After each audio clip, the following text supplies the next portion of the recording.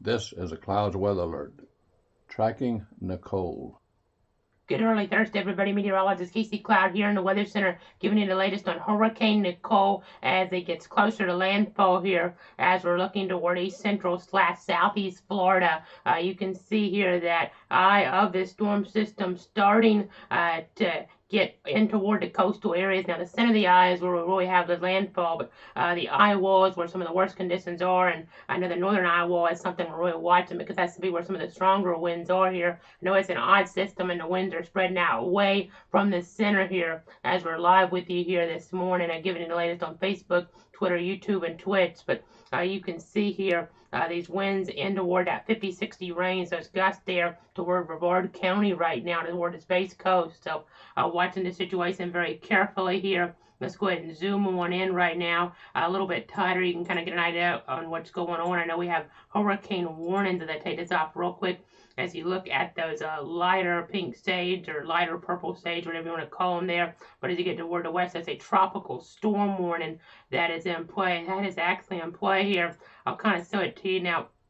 I don't have it set up for the whole area yet, our viewing circle, but this actually goes all the way up here through our 62 counties, every one of them in North Florida, South Georgia that we cover on that local level, all under a tropical storm warning. Now, a hurricane warning, though, and where the landfall is going to be is down toward the south and east, but this storm has a large scope to it, and it's going to have a large impact here today, and even in the word tomorrow, that lingering impact over some areas here. But we're really going to be watching. I know a tornado threat. We'll talk about that here in detail in just a moment. But again, just watching the storm system, watching these winds here, 50-60 range there. We're just getting a new update here now in toward the chat sets in a gust now 58 knots at the Melbourne Regional Airport. So that's about 67 miles an hour or so as we get toward that area. Just coming down now. And we also have some reporting from broadcast media there in Martin County of a partial road washout there on Indian River Drive, just north of Jensen Beach Boulevard in Jensen Beach. So you kind of get an idea of very nasty coastal conditions. I know a lot of concern toward Volusia County there, toward Daytona Beach, that general area, that general zone, because there's a lot of vulnerability there because of what happened with Ian, and now Nicole is trying to take advantage, unfortunately, here trying to exploit that vulnerability as we have these storm surge values that run high tide of the next high tide cycle here later this morning. Same deal as we get further up toward the first coast. And then I know as we look ahead later on, even our western counties here, our west coast counties, and Big Bend County, that storm surge will come in later on as the storm winds really switch directions. So that'll be kind of interesting to watch. This is a long-term event, folks. That's why we kind of took our time coming on here, because we knew really in the Weather Center it's going to be an event where we're on here with tornado warnings, things like that for hours and hours possibly. So that's why we're kind of just starting our landfall coverage now, because we have our 62 counties that cover, plus the overall landfall scenario, which is starting to transpire now here down toward areas there. You see some Baston getting maybe some stronger winds here over the next few moments if they're not already getting them now. I think these would be some of the stronger winds they've gotten there. Now, this is an unusual system, so it may not line up like what we saw with Ian, which, I mean, that's a good thing, obviously, in that it's not just an incredible eye where everything's just a perfect setup there, where you have the hurricane just at the worst. This is a Cat 1 hurricane, not a Cat 4 on the Saffir-Simpson hurricane wind scale, which we'll see here in a moment. But in some ways, some of the impacts of storm surge still substantial. Not what we saw with Ian, but still a big deal. And our first coast counties here could be some of the higher storm surge values we've seen, as I'll break down here as we're getting some new reporting in now. I know Patrick Air Force Base there, Cocoa Beach, a gust there to 51 knots from the northeast there. So I guess they do about 59 miles an hour. And on our anemometer here, we're in eastern Bradford County right now, 7-mile-an-hour winds, 8-mile-an-hour winds from the northeast here. The maximum we had 22 miles an hour here so far today. Just got up to 10 just now as it kind of goes up and down. But the high so far here since midnight, 22. Yesterday we got to 26, so it kind of underdoes things some. But I'll be curious to see how things kind of play on out on us, because the way the winds are coming in, it should give us a pretty good reading here. I mean, could have, we've had that for about 2 years now. Instead of some of the stronger wind readings we've had, and probably some of the lower pressure readings we've had as well here in Bradford County. We've had Elsa, we've had Ian, and now we have Nicole, which in some ways, especially compared to Ian, all the impacts probably worse toward Bradford County when you compare Ian and Nicole. Now, when you compare Elsa, I think the rainfall amount to be a little bit lower here with Nicole, and then when we compare that also, just to the wind, though, the wind may be a little higher here with this one, knocking out a little more power. As I'm going to go ahead and move this over just a little bit. I want to make sure we're showing you what's going on here. They kind of talk, but then the tornado threat could be up there with what we had with Elsa. It was pretty substantial here, especially off toward the north and east. We got some sunshine in there. I know some of the tornado parameters look pretty aggressive here with some banding that sets up probably more in the morning hours here. So you need to have ways to get alerts. You're talking about the first coast, even North Central Florida to some extent as well, as we just got a 71-mile-an-hour gust report in now. It looks like 5 miles northeast of Port Canaveral now. So let's go ahead and zoom out just a little bit more.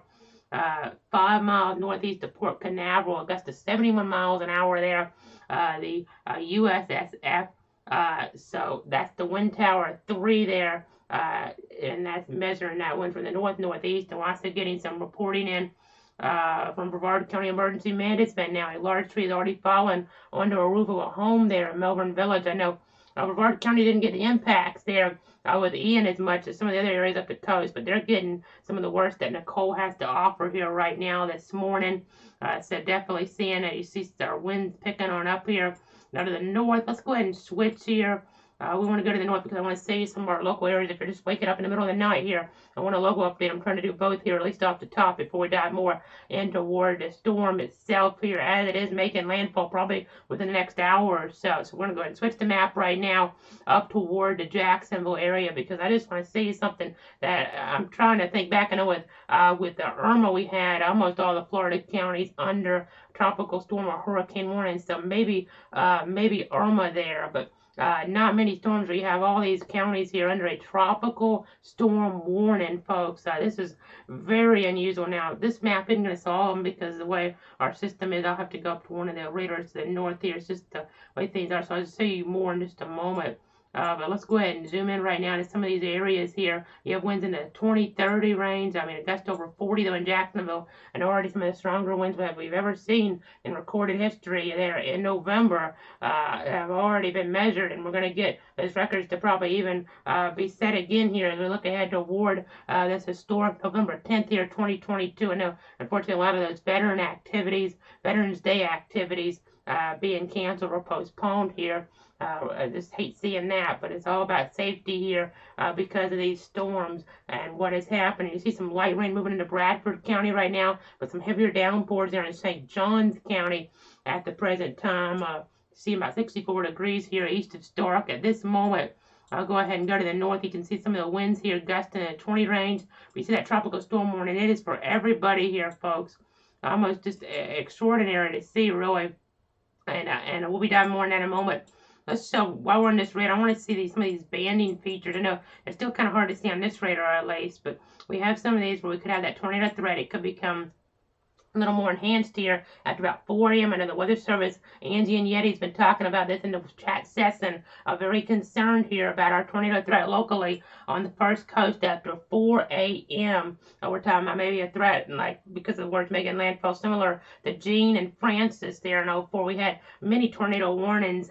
I can't remember exactly how many touchdowns we had. We didn't have maybe a destructive tornado that really stands out, but we had just tornado warnings hour after hour with those systems. Now, maybe that threat doesn't last quite as long, though. I've noticed in some of the models, even some of the more recent modeling, maybe a secondary threat arrives Friday morning on the back side with some banding features there in the southeastern quadrant. We'll just have to wait and see. Granted, the northeastern quadrant is the most favorable for tornadic activity. So let's go ahead and now switch on up to our source here. I'm going to go to the Robbins radar. I know there's nothing to show up there except I do want to say, you see these high wind watches. This is very unusual here up toward Macon. You see some advisories there toward Columbia, South Carolina, but then all of our Georgia counties is well under a tropical storm warning here, folks. This is just extraordinary to see every county. We cover 62 counties, which is a lot. So it takes an incredible system. I don't know if since we've been doing this at Cloud Weather the last 3 years, I don't think we've ever had every county under some type of warning at the same time. It'd be almost impossible. Maybe a tornado watch, maybe we had almost all of them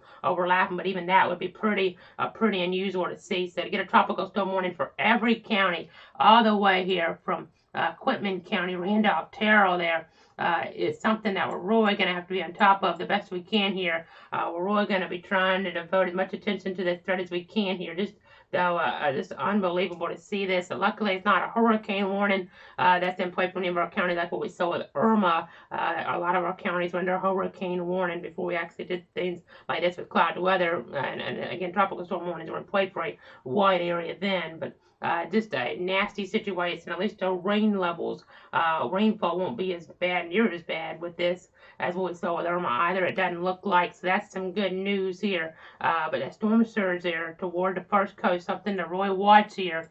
And we really have to be mindful of what could happen with this scenario here. So again, it's going to be a threat there that lingers later in the morning with the high tide cycle toward the east, toward the west coast, though, an issue toward Cedar Key there, the wind direction. Could be an issue with this as well in that area. And then the tornado threat. I mean, some models are showing maybe an isolated strong tornado can't be ruled out here, even in our eastern counties. I know we did have that with Irma EF2 there toward the first coast. I remember that. It caused a lot of damage. So we got to really be on guard here as this kind of moves on in.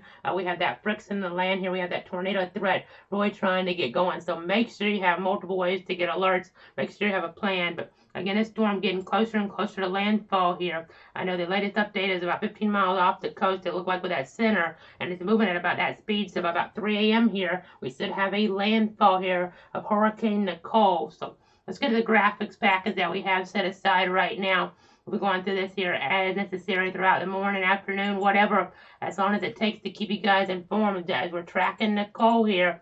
Again, the climatology, this is just something that you rarely see. I mean, it's about as rare as a June or July threat. I mean, we did have Elsa, which was a tropical storm at landfall, but it almost was a hurricane at landfall. Ada there a couple years ago was almost a hurricane at landfall this time of year, but it wasn't. But this one's probably going to be. I doubt they're going to drop it here. The winds are supportive. A Category 1 hurricane, a minimal hurricane is what it's called by the National Hurricane Center. So, again, the chances aren't high, but there's always a chance here when you're in hurricane season. You got to stay prepared. And unfortunately, we're seeing that come to fruition, that threat now. Again, going back to 85, this has been the one we've talked about for years in November. Granted, we still talk about it to some extent because it is something where we, had just those winds there even stronger than this one. We had Cat 2 winds there. It's a hurricane that really was for the record books for Tallahassee itself back there in 85. It was the last hurricane, though, that hit Florida in the month of November. We have to go back there. That is 37 years. In about an hour, maybe a little less, a little more, we're about to see history being made here toward areas there, toward Indian River County, Brevard County, that general zone. So that's what we're here for, to cover live here on Facebook, Twitter, YouTube, and Twitch. Again, the season does run here for another few weeks through Thanksgiving. Hopefully, I don't have any threat like that one was there around Thanksgiving, impacted things. I know, speaking of impacting things, FSU, UF classes canceled today here, so that's some news in that regard. Also, many of the public schools around the area canceled, including Bradford here today, here on this Thursday now. I know we'll keep our eyes on things, but we can't really report everything in that regard because there's just so much in terms of those closings, things like that do go on here. They really... we don't have a whole staff. It's just me here, so I can't have producers, something like that, running a crow with everything, unfortunately. But we're trying to do the best we can here in the Weather Center. So let's go ahead now and say our latest update here from the National Hurricane Center, the 2 a.m. update. We got that in here just a little while ago. Category 1 there, Hurricane Nicole. So 75 mile an hour maximum sustained winds. Present movement at 14 miles an hour, as we alluded to, there toward the west-northwest, and the minimum pressure 980. I know, just looking here, have an old mouse pad here, talking about the barometric pressure of hurricanes, and really, that's supposed to be a hurricane that's on the cusp of Category 2. So it says how strong that lower pressure is here with this system as we have the hurricane warning from Boca Raton still in effect to the Flagler Volusia County line. So definitely going to continue to watch things here. We just got another update, so I'm not sure. They may be calling it a landfall. I'm not really sure. That could be a correction, but so let's see what that's all about. But first, let's go back on over toward the radar again. You watch our storm system here. You watch our hurricane here, folks, as it gets closer and closer to making that landfall. And just kind of see the historic nature of things here, the historic impact being felt. So definitely intriguing here. Let's see what they're saying right now with that update from the Hurricane Center. See what that update statement is all about here this morning, about 2:25. It looks like maybe it's just a correction. So let's see. I don't see anything. Here new there. Well, that's kind of interesting. So well, I didn't catch this here a moment ago. I'm not sure if they just added that in or not. But there's now a report there of a water level in Fernandina Beach here in our covered area, 4.5 feet above the mean high water readings. So that is significant, very significant. So let's go ahead and check that actually now. We'll go ahead and kind of check on that here, see what's going on, because that is not what you want to hear, obviously. I know seeing some of those higher readings toward that area in Nassau County. So that gets you to moderate flooding. And we talked about some of the other gauges. Again, it's a situation we can't go over every gauge here, but we're trying to do the best we can. But that gets you up there to moderate flooding. Actually, I kind of look at this here. This gauge, I don't see anything on this gauge that shows that here at the moment. Let me double check. I know maybe it has started to drop off a little bit. I'm not seeing that here. No, that's what the statement shows. That's really high, but we'll just continue to follow along there with that, because let's check the inundation history here as we're live on the air. I know sometimes when we're doing this on the fly, a little bit hard, because I mean that level up would be historic almost. So we'll check on that. And it has come through in the statement. Let's see if there's anything new here.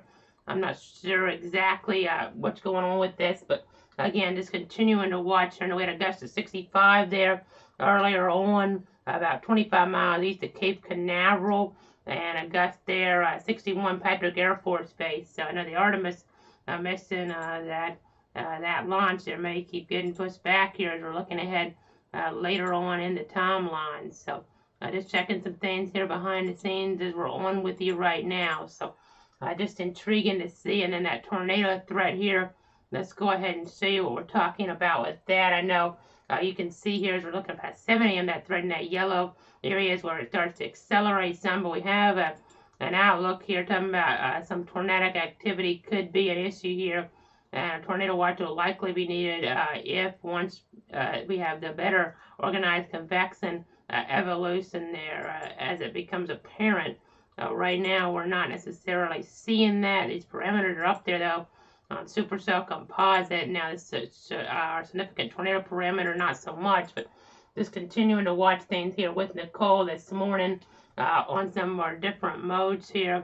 Let's go ahead and put up our pressure. We were talking about the barometric pressure a moment ago. There's your wind direction, and you see the lowest pressure here is showing up here just east of Port St. Lucie.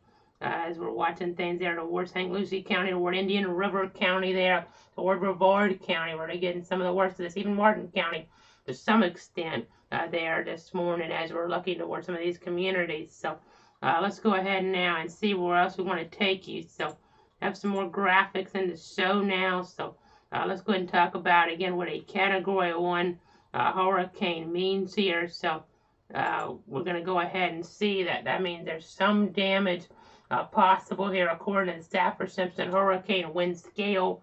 And that's just one element, though, as we have the storm surge that they've alluded to here, 3 to 5 feet, a possibility there from the North Palm Beach area to the Altamaha Sound, the mouth of the St. Johns River there to Georgetown there in Putnam County, and then the Ant Cloud River to Ocklackney River there as we're looking toward the west coast at 3 to 5 feet as well. And we haven't really talked too much about that, but that's a more vulnerable area even to storm surge. So even if the lower pressure is weaker, then it can really pile up in that area. We've seen it before there. And I know we had a Hermine caused quite a big issue there towards Cedar Key. Hopefully not to that degree this time, but we'll just have to wait and see. I know life-threatening flooding, though, a potentially devastating beach erosion, the dangerous rip currents, and the very high surf. So just got to be paying attention here. I know we already had a building collapse there in Volusia County. We already had all the issues from Ian, and now Nicole is just coming in and making things even worse here as we look at some of our higher water levels. The greatest concerns at high tide here, this spot toward Duval County, the South Bank River Walk. We're talking about here as we compare things where with Irma, with Jean, you can kind of see here we could have some higher tides that get here closer to some of the higher water levels that can cause inundation here. Could be life-threatening in nature, so we got to be really cautious. And then toward the Mayport area, this high tide more mid-morning versus late morning, like what we saw with the one there in central Duval County. But again, when you talk about 2 to 4 feet, 3 to 5 feet, it's in this range. And again, getting that in the statement there, maybe Fernandina Beach having some issues there with that inundation. Again, I haven't seen that on some of our other systems. I'm surprised I haven't seen anything from the Weather Service in regards to that there in Jacksonville. But we'll have to verify that because that's definitely curious there, that report. It's such an odd scenario that we're dealing with overall. So again, let's go ahead now and go on over toward that rainfall forecast. You can see here toward Florida, you can see some areas 3 inches here, give or take, as we're getting toward some of our different locations. So obviously, you got to be cautious here. You got to be cautious. Remember, turn around, don't drown in these type of circumstances. If we really were to get some isolated flash flooding, but that's not the most predominant threat. A more predominant flooding threat will be here from that coastal flooding that we see with the storm surge and some flooding there, maybe the St. Johns River or something like that. So just got to take that into consideration here as we're looking ahead on this Thursday here in November. And now you can see our tornado safety tips. So just make sure when a tornado watch is issued, charge up those devices in case of power loss. Have multiple ways to receive alerts here. Whenever the tornado warnings issued, that means a tornado has been detected using radar or spotted. Seek shelter inside that sturdy building. Get as many walls between you and the outside as possible, and protect yourself from flying debris by putting on a bicycle helmet. And that's very important in these type of situations here, folks. With a hurricane making landfall here, we have these squalls here that can have rotation in them. We could have tornadoes being produced. You really got to be on edge, really. Make sure you're ready to go to that interior room. We could have a tornado watch issued at some point here this morning. We'll be watching all that for you. And then, again, all 62 counties under a tropical storm warning. So interesting to see from Quitman County in southwest Georgia all the way there to Flagler County in northeast Florida. So definitely just intriguing to see all that as we continue to watch our storm system. Again, you see some of our different wind directions here. Been looking at this behind the scenes, trying to get an idea of exactly how things are transpiring. And then now taking a look here at our Stark area impacts. And now where we're at here in Bradford County, wanted to write things down here on this hyper-local level. You can see the wind 35 to 45 miles an hour, gusts to about 60 miles an hour in nature here. And we're talking about rainfall there. That threat a little bit lower, 2 to 4 inches on average. But the tornado threat is something that's a possibility. It could develop, so stay alert here. And scattered power outages are expected to charge up those devices. I know public sector is open at Stark Elementary if that's something you want to take advantage of there. So again, just trying to give you guys some of the latest information here in our live coverage this morning. Try to let you guys know exactly what's happening. I know the worst here going to be today, but we could still have some lingering effects that are noteworthy with some rain and maybe even an isolated tornado through about the morning hours here tomorrow on that Friday. So again, I just want to keep tabs on all that here as we continue to watch this picture. Again, getting closer and closer to that official landfall here, and something you want to do here if you haven't already, and if you can do it here at this point, just keep checking in for the freaking updates. I know you can do that, but then hopefully have that disaster supplies kit on hand, or you have the stuff in your house. You might want to just put it together here. That includes water, non-perishable food, a battery-powered or hand-crank radio, no weather radio, a flashlight, a first aid kit. You just want to have that stuff ready there and ready to be able to take action here in these type of circumstances. That full list there, ready.gov/kit, and that storm surge threat, it needs to be taken seriously here, folks. Charge up the devices as power outages are possible, and be ready to move to the interior room in a tornadic situation. We could have some power outages, so be careful because some fatalities can occur after the storm, even one that's a little bit lower on that wind scale here with this. You just got to stay away from power lines after the storm moves through, and that generator safety is critical. So 2:35 in the morning now. Continuing to watch some things here in the weather center. I'm going to go ahead and move away from this here. So let me go ahead and go back on over to our other mode. I want to go ahead and check on some different things here. We have some power outage information that we can try to provide you here this morning across the state. So we're going to do something here. We're going to update it as I switch over. So again, some of these different numbers coming on in here right now. So we'll go ahead and switch over to our other mode here. Try to give you guys an idea of exactly what's going on. So here we go. You can kind of see what we're doing with this information. So in the last hour, we had 38,394 customers in the dark. And now I'll go ahead and refresh this here live on the air. We'll just kind of refresh things here for you here in just a moment. Again, you see some of these counties here that are highlighted. The ones with the darker type of, let's say, green here. We have some outages that lighter green. The lighter it gets, you see a little higher percentage of outages in stores. So that's something to kind of keep in mind here as we go ahead now. We'll go ahead and refresh things here. And you see just last hour, just in the last hour here, we've gone up to 57,269 customers here in the dark. So that's a pretty big jump now. As we kind of look, you see toward the East Coast, Martin County about 4,000 customers in the dark, St. Lucie County about 8,000, there Indian River County about 4,000, Brevard County though almost 17,000. Granted, that is not a high percentage. It's not a high percentage, granted, but still starting to inch up there with those outages. And in a couple areas in our viewing circle, starting to see some outages as well. Nassau County almost 2,000 customers in the dark. Looks like a few in Bradford County where we're at. And then Levy County about 1,000. So just trying to give you an idea of how those power outages are shaping up here with Nicole here, our first November hurricane to make landfall in Florida. It looks like that's what we're going to have here soon. It'll be the first one since 1985. So definitely a historic situation that we're dealing with. Just incredible to see here.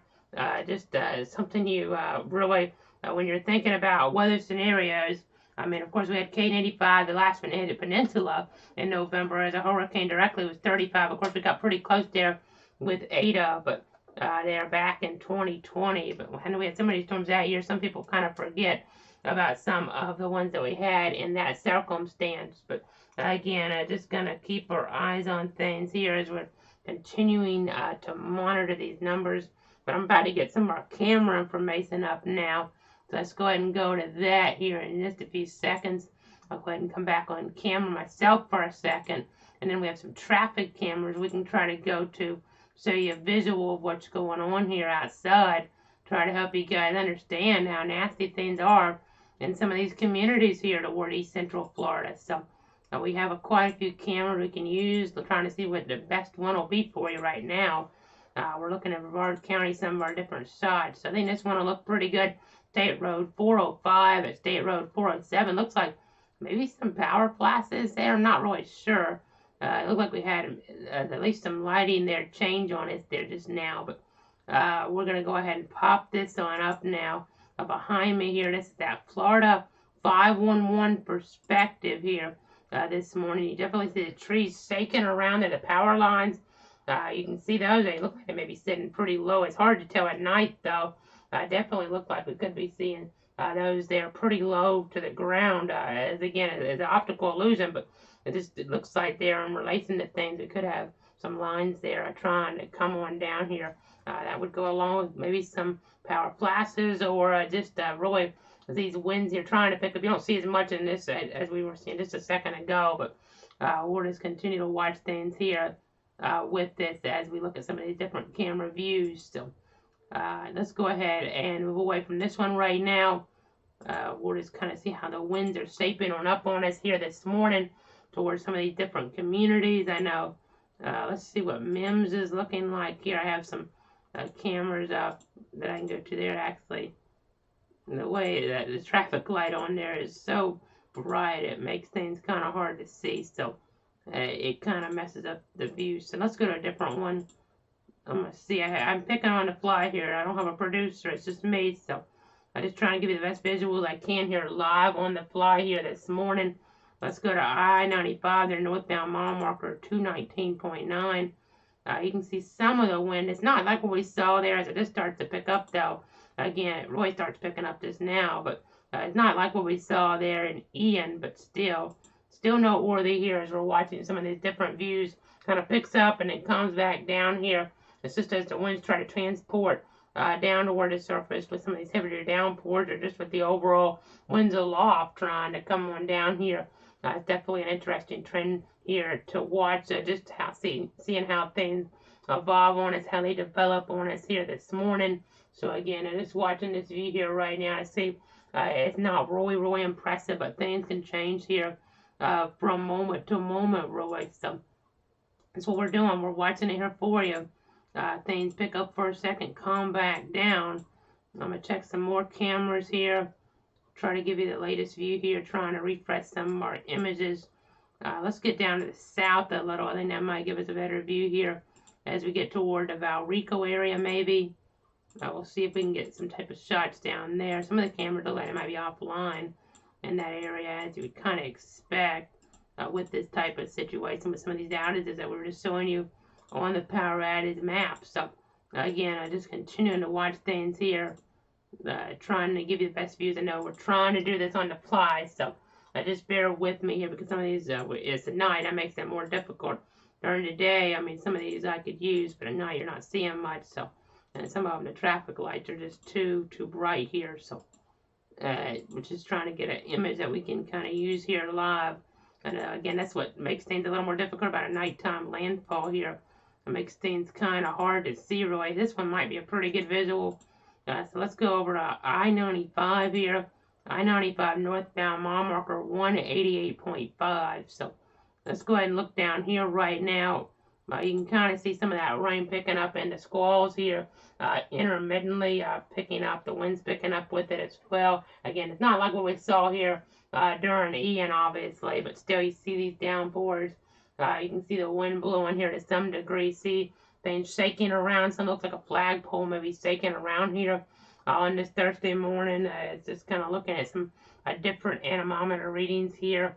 You can kind of just see, again, not too much traffic out there. There is one car coming in. The shot right now, of course, don't want people to be out if you can help it here because trees can fall, limbs can fall. I've already had some of those reports coming on in, so gotta bear that in mind for sure as we watch here Nicole and its impact here towards some of the different areas. You see the wind picking up some now. Again, it's intermittent, so it's not a situation where you can just actually see things as it's happening here in a quick 10-20 second snapshot sometimes. So again, just trying to give you these visuals here of the situation. Let's go ahead and move away from this shot now, though. We'll go ahead and come back on over towards some of our other shots here as I can find them, as they look like they can really tell whether story. As they do that, we'll kind of be pulling them on up. So again, trying to see what we have here. I know definitely looking about accidents here in these type of circumstances with a storm making landfall. So just got a gust of 55 knots now. Cocoa Beach, Patrick Air Force Base area. So that gets us there to about 63 miles an hour. So definitely concerning there. That can knock out some power. So you just got to bear that in mind. And definitely got to be watching for that here. Some of our different areas. Let's see what this camera looks like. It's near the Patrick Air Force Base there. It's just shaking around some, so let's go ahead and pop it up. You'll kind of get an idea of what's going on here on the visual looking off toward the west. You see it shaking around here in the night. Definitely seeing some of that rain there on the camera lens. Definitely indicative here of the nasty conditions that we're seeing towards some of these different spots. You can kind of see how these conditions are so wicked out there at times, but then they kind of calm down, pick back up here on us. So that's definitely something to kind of keep our eyes on here throughout the morning with Nicole. As you can just see here, these dangerous weather conditions that are impacting some of these different communities. So again, this can knock down a tree or a limb, something to that effect, and it can be a problem here at points. So let's see what else we have for you now. We'll move away from this shot here. Just go ahead and continue to watch some of our different views here this morning here in the Weather Center. Let's see here. I'll go ahead and try to give you some more shots as we have them. Because again, some of them aren't all that great here in this circumstance because of it being night. These don't have the best shots, but some of them can be pretty helpful here. It just really depends on which camera you use. I'm trying to avoid the ones that are less helpful and go to the ones that are more helpful here for us. So I'm going to see if we have anything maybe a little further to the south here. This is going to be toward mile marker 146. I might even go up toward our area here, look to see what we have, or Brevard, Volusia here soon, but let's see what this camera's showing us here. It looks like a pretty clear visual. Actually, I don't see any movement on it, so it may not be working right now. Let's go ahead and go to the north then. We'll go ahead and go up toward the north here as we watch things in this situation. So let's go ahead and see what's happening here toward parts of Flagler County. Maybe I'm seeing if we have anything that we can pop up there. Or Volusia County, something like that. I know it's hit or miss with these for sure. So I'm looking here right now. Let's see what we have here on this one. This is going to be down there toward Volusia County. So let's see here. Just right now seeing some traffic going by. The wind's going up really strong. You do see some rain on the camera lens though. This is at mile marker 264. So another visual outside here this morning with Nicole as we continue to watch the latest here, latest information come on in. So it's 2:47 right now. We set up another update from the Hurricane Center at about 3 o'clock or so. Now we may get that in a little bit early. May have a landfall then. We'll just have to wait and see. But let's get back to the radar, then I'll take a break here. Gather some new information here for you in the Weather Center. So let's go over to our GR level 2, level 3 computer here. You can see that the center of the eye getting pretty close. Now it's where the lowest pressure is. We saw this with Dorian toward North Carolina. Sometimes it makes things difficult here to really know exactly what's going on here with the exact center landfall point. But in that the center isn't always what it looks like on the Doppler. It's where the lowest pressure is, and this is an odd system, but you see some of the stronger banding going through Palm Bay right now. There, I know things might be kind of scary if you're in your home and you're hearing these noises in the night. I mean, and maybe power's flickering, something like that. So just stay calm. This isn't an overwhelming threat here from the wind, but it is pretty substantial here in nature. So it's something to take into consideration for sure. But we'll go ahead and zoom back to the north now. You see 20s, 30s, gusting to 40s in spots. So just watching some of these different wind readings here this morning in the Weather Center. So I think we're going to go ahead and take a break now, gather some more information for you, gather the very latest. We have that GR Earth viewpoint. You see how the track is going to be here with this. You can kind of see here, maybe just a tad north of that, not by much, but so we have the corner concern that we say here in our coverage from time to time. But tracking here, tracking across central Florida up toward the Big Bend later today. I mean, that point there toward Taylor County is about 7 o'clock there tonight, give or take, trying to do the time conversion. They've switched that around there. Things have switched around with the change from daylight time there to standard time. But again, just kind of watching some different things here, watching the overall setup on our hands. So again, just kind of trying to see how things are going with this track as we have this storm. It's going to weaken the tropical storm, but they're going to have all those different impacts being fed. I know Bradford County starting to be on the edge here. Some of the downpours that'll be a little bit heavier, so that's something to watch for here this morning as well. We'll be watching everything for you here in the Weather Center. I'll be back here in about 9 minutes or so. Stay tuned here as we watch Hurricane Nicole get closer to that official landfall this morning.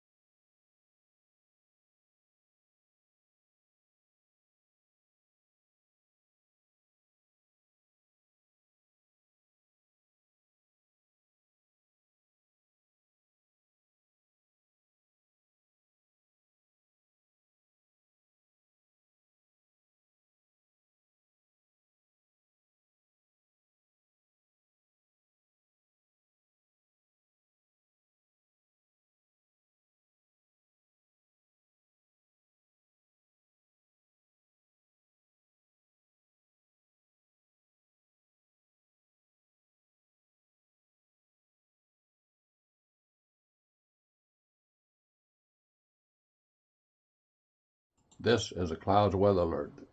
Tracking Nicole. Meteorologist Casey Cloud back here in the Weather Center as we approach 3 a.m. here on this Thursday. Continue to watch Hurricane Nicole here. I'm about to get an update here in just a moment from the National Hurricane Center in Miami, as I know we just got some storm reports in out of this area at northwestern Iowa here impacting areas around Palm Bay, and a gust of 70 miles an hour was reported there just a little while ago. Also, some structural damage to a gas station there in Satellite Beach. Up toward the north there, a gust to about 69 miles an hour toward the Space Coast Airport. A gust there looks like 71 miles an hour there in that general vicinity. We were already talking about that, I believe, but just trying to give you the latest. You see here, Port St. Lucie on the south side of the eye wall, Palm Bay on the north side, and in the eye here, center that eye, probably making landfall right around Vero Beach here at any moment as we're live here on the air with you this morning. And just as I say that, we just got a tropical cyclone update, and just now, Nicole has made landfall now, folks. The word is now official. So let's go ahead and zoom on out just a little bit here. We'll take off our mesoscale discussing, kind of clean things up here for you. So the breaking news now, Hurricane Nicole has made landfall just south of Vero Beach as of about 3 a.m. or so, making landfall here along the east coast of Florida. So let's see what the stats are here at landfall now. So let's see, as I hear the rain pick up right here in north central Florida, but check the latest update from the Hurricane Center. Nicole there making landfall. The center coming ashore there, just looks like they're on North Hutchinson Island, just south of Vero Beach. The maximum sustained winds estimated to be 75 miles an hour. Pressure's gone up just a little bit to 981 millibars. So this is going to be the last hourly update given the degraded radar structure of Nicole. So we'll be back to 3-hour updates here pretty soon. We'll see if they drop it to a tropical storm at 4 a.m. If not, it'll be until 7 a.m. when that change happens. But going west-northwest at 14 miles an hour. That minimum pressure, 981 millibars. So a hurricane, again, making history here. Let's go to other radar. I know I've stuck to that one view, but let's go to the other radar. It shows some of the winds here, shows some more warnings here as well. So again here, as we're watching things here toward the Vero Beach area, toward North Hutchinson Island. We now have a hurricane landfall in Florida in the month of November for the first time since 1985, and for the first time impacting the Florida Peninsula here since 1935 with that hurricane landfall, a direct hurricane strike on the Florida Peninsula in November. First time that's happened since 1935. So that really tells a story, folks. Haven't seen something like this in 87 years or so this time of year. I mean, temperatures have been warm enough here. Water temperatures here off the Bahamas in this area to support a hurricane making landfall here. Category 1 storm making landfall here around Vero Beach. So this is there toward Indian River County. So that's what we're going to be talking about, that official landfall. But in some ways, some of the worst weather seems like more just to the north of Brevard County. You can see that sometimes with a hurricane making landfall with that just affects there with the overall wind pattern. Definitely a story up there toward Brevard County. So let's go ahead now and see what we want to take you to as we continue to watch this again. Our hurricane making landfall here, Category 1. I think we want to go to the power outages. So let's go ahead and pop that up. We got an update on that a moment ago. So let's go ahead and switch on over right now. We'll take the other sources. We just got a actually report in from a buoy here, 25 miles east northeast of Port Canaveral. Gust there 74 miles an hour. That tells the story. Definitely tells the story about Hurricane Nicole there, getting to that hurricane force type gust. As you do see these power outages now, you can tell here toward Brevard County, we have the most outages with this, about 16,700 customers in the dark. Indian River County, about 4,000. So we're made landfall. The percentage is a little bit less even. So kind of interesting to see overall. So again, just kind of monitoring things here with this setup. It's definitely intriguing here as we're looking at some different characteristics with this. These outages will expand here across Central Florida. We don't know if they're going to be widespread in nature or more scattered there, but I know up to we're expecting a scattered type power outages to be the story. Already seeing a few of those, but even more so as we go throughout the day here on this Thursday, this November 10th here. Definitely an intriguing one. I know that pressure war out here east of Stark, about 1,009 millibars here and falling, indicating worsening conditions here toward north central Florida. We're looking up toward the north right now. I know in terms of outages, Nassau County about 2,000 customers in the dark. Levy County about 1,000 customers. So that's kind of intriguing to see here. And we've had that full moon around as well. So just some crazy conditions here for November, all coinciding with a hurricane landfall here toward east central southeast Florida, that general zone here. On a day that you don't really think about hurricanes, a date that you don't really think about hurricanes here. But we have one making landfall that has just made landfall here in the state of Florida. That word now official here from the National Hurricane Center. So let's go ahead and come back on here to camera. We'll go ahead and see what else is going on right now. I just want to give you another update because it's going to be really helpful. That poweroutage.us map in this type of circumstance to give you guys an idea of exactly what's going on. I know as we've been looking at things, it looks like really on here at landfall point, it seems like right where we have these sours, we're kind of seeing maybe a little bit of a center there that was trying to stop right in this area here. I mean, I think they called it this south of Vero though. With the landfall, I know it doesn't matter too much except for just the overall historical point. So this south of Vero is where they called the landfall here. That landfall taking place there just the last few moments. So again, interesting to see that here. It's calm in the eye pretty much in terms of rainfall. Now the winds here have still been an issue to some extent. These wind speeds from just a little while ago, but not exactly sure how calm it is in this eye. Here it's an unusual storm altogether, because if I go to the infrared satellite, we had this up earlier here on all the different platforms, Facebook, Twitter, YouTube, Twitch here streaming for you. Let me go ahead and say this. This does not look like a normal hurricane, but it is not something here, folks, to take lightly by any measure here, because it is serious, as we've seen some of the different reporting coming in. This is not what you generally see when you look at a textbook. It's the opposite, the complete opposite of Ian in terms of having it had a textbook look to it. This is an open area at least here, and we have had the center come across, and you see some thunderstorms to the north, the strongest acts, and we have to watch though for that tornado threat to accelerate, to ramp on up later on as we get in that northeastern quadrant here as we look ahead, because all these higher tornado parameters are going to follow here this path, and the path here is down toward the south. Let me take off satellite now to break this down a little bit better. You see where the threat is after 7 this morning. But so the path down here, these parameters are coming in like this, and that is going to be indicative here of an increasing tornado threat here. After 4, after 5, maybe toward sunrise here this morning. We just got to be watching to see how things kind of transpire. It's actually, you can kind of see it on this radar view a little bit better. I was trying to say it to you earlier, but these storms here are all in that more favorable slot here in our model. HRRR has been insistent upon this for a day or more, and now actually more than a day, that we were going to have the really nasty tornado parameters coincide here with this banding moving across here the first coast. So we need to be on guard here.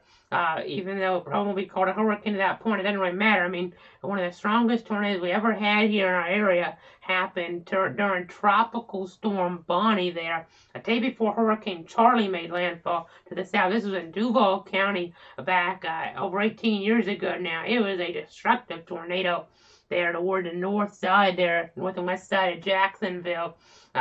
You really saw the parameters come together there.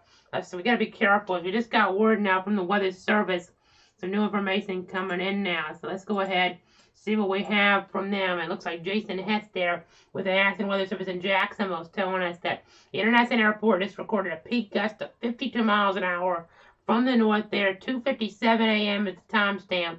Time for the second highest on record for the month of November with a 52-mile-an-hour gust there set on the date of November 10th, 1955. So same date, but quite a while ago. The all-time record, and we may challenge this and not break this year later today, maybe later this morning, is 60 miles an hour from the south set on November 24th, 1950. So we could have the strongest gust in November in Jacksonville history to look ahead here in the timeline. So, I mean, it's the strongest gust this time of year as we go back there over 70 years, I guess, or at least if you're tying it. It's tied for the strongest here since 1955. So do the math on that. I mean, do the math on the fly here with that. We're talking about 67 years or so. So that definitely tells the weather story. I mean, because we don't have these type of events generally in November. We do have nor'easters, but the winds aren't this strong with a nor'easter. But this is we had a nor'easter here, kind of, sort of, and then we've now had the actual hurricane here, though, and that scope of the winds. I mean, those winds really extend out here with this. So let's go ahead and see the wind radius now. You can kind of see what we're talking about here this morning. I mean, we were tracking it down here. Now, these winds, this is what it's going to look like later on with a tropical storm, a stronger tropical storm force type of conditions. But right now, just kind of extrapolate that around here. That's where the strongest winds are. But then you have, you see all these circles. I mean, it's incredible, really. That's how the scope of these, I mean, these areas here, you never see this, really.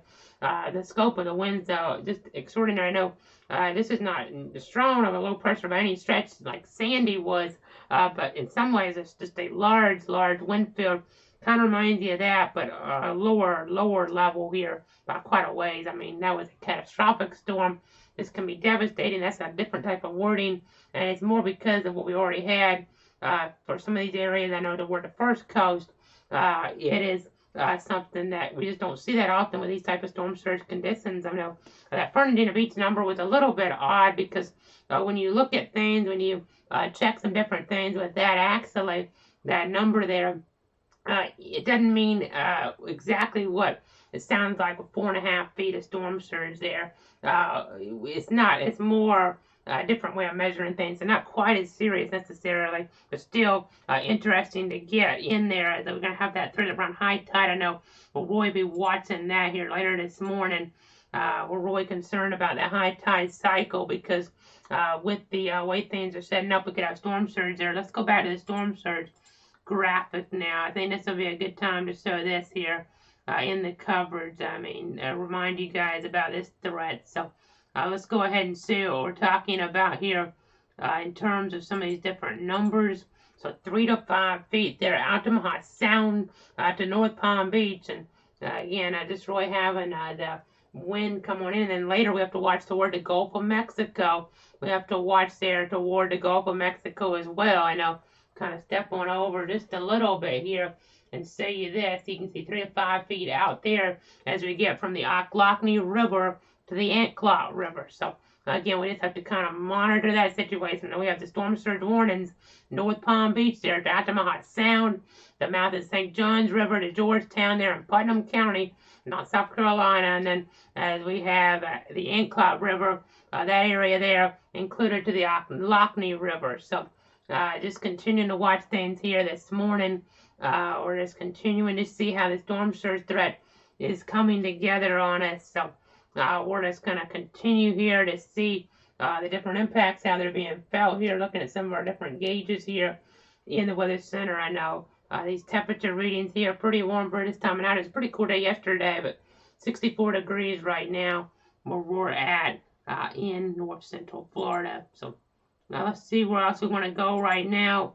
I know we're checking some different things. Again, a hurricane making landfall there in Florida in November. So extraordinary in nature. And you see the consequences here because we're already vulnerable from Ian here in Nicole, taking advantage of that. Life-threatening flooding, potentially devastating beach erosion, dangerous rip currents, very high surf values here, very high numbers. And we've seen some piers being destroyed along the coast here already. Damaged even more than they already were from Ian.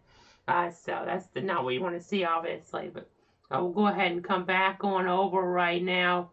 We'll go ahead and come back on over and check some of our other sources. So we'll go ahead and say again, the landfall happened in the south of Vero Beach here just a short while ago. Again, the Hurricane Center making that official here around 3 o'clock. Landfall there on North Hutchinson Island with the max sustained winds there estimated to be about 75 miles an hour.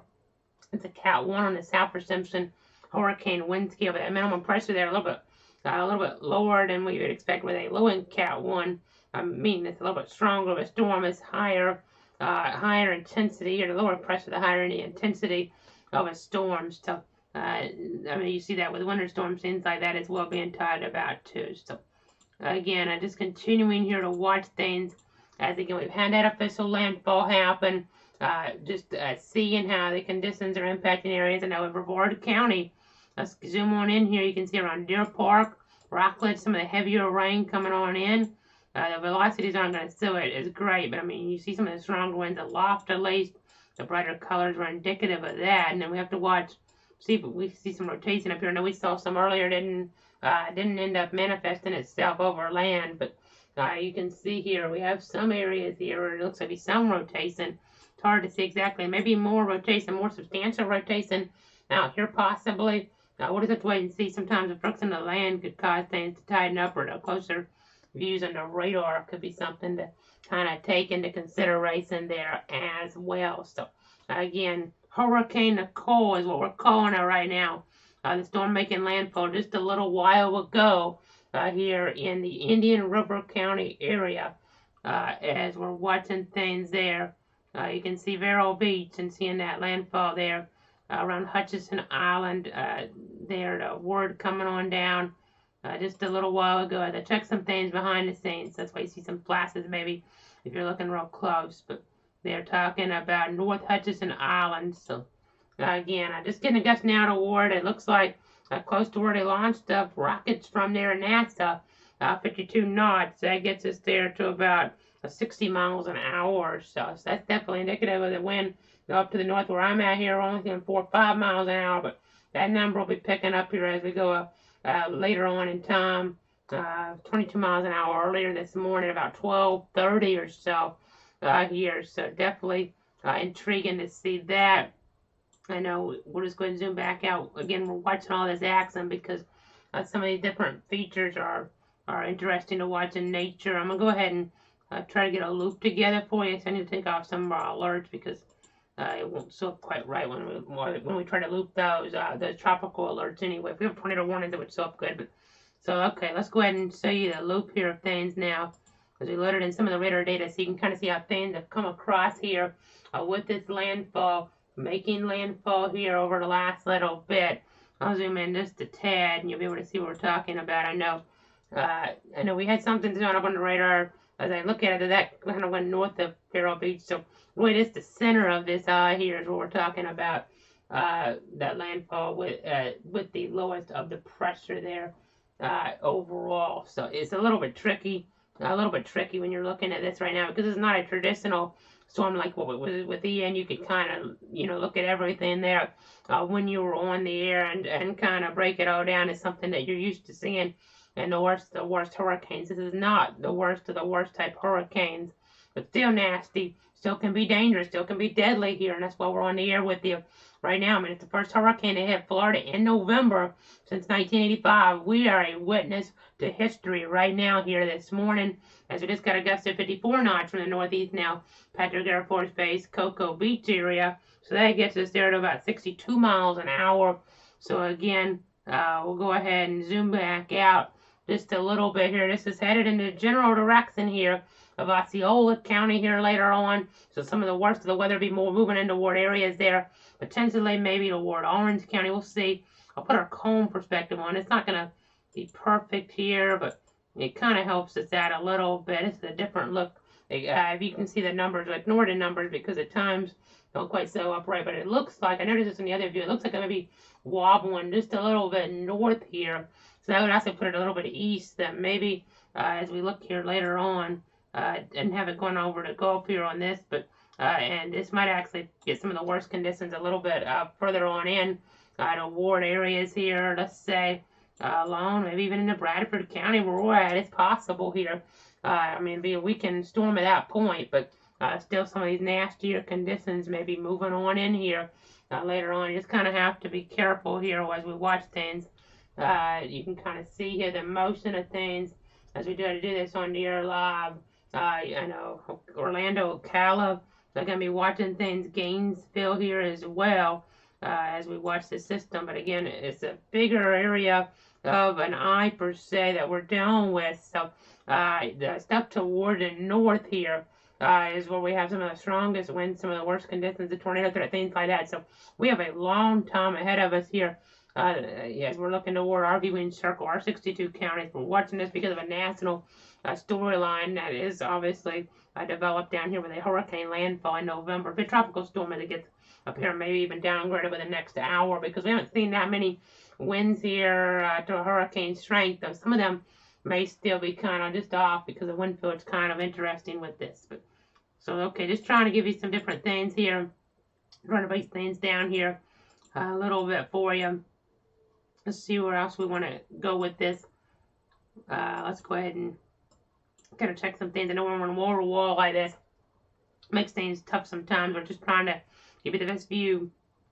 I know there's an eye here. You can kind of see how things set up. And then let's see if there's any birds in here. There may be something in there. It's not easy to tell. Let me go ahead and load this. I know sometimes we saw with Michael. This isn't Michael, but it's an odd system altogether here. And see if we had anything in there. I don't see too much. There may be some different things set up. That looks more like ground clutter maybe in our correlation coefficient. That can also be helpful to detect tornadoes maybe later today, as we'll be here live with you on all the different platforms, Facebook, Twitter, YouTube, and Twitch. So again, seeing what else we have for you.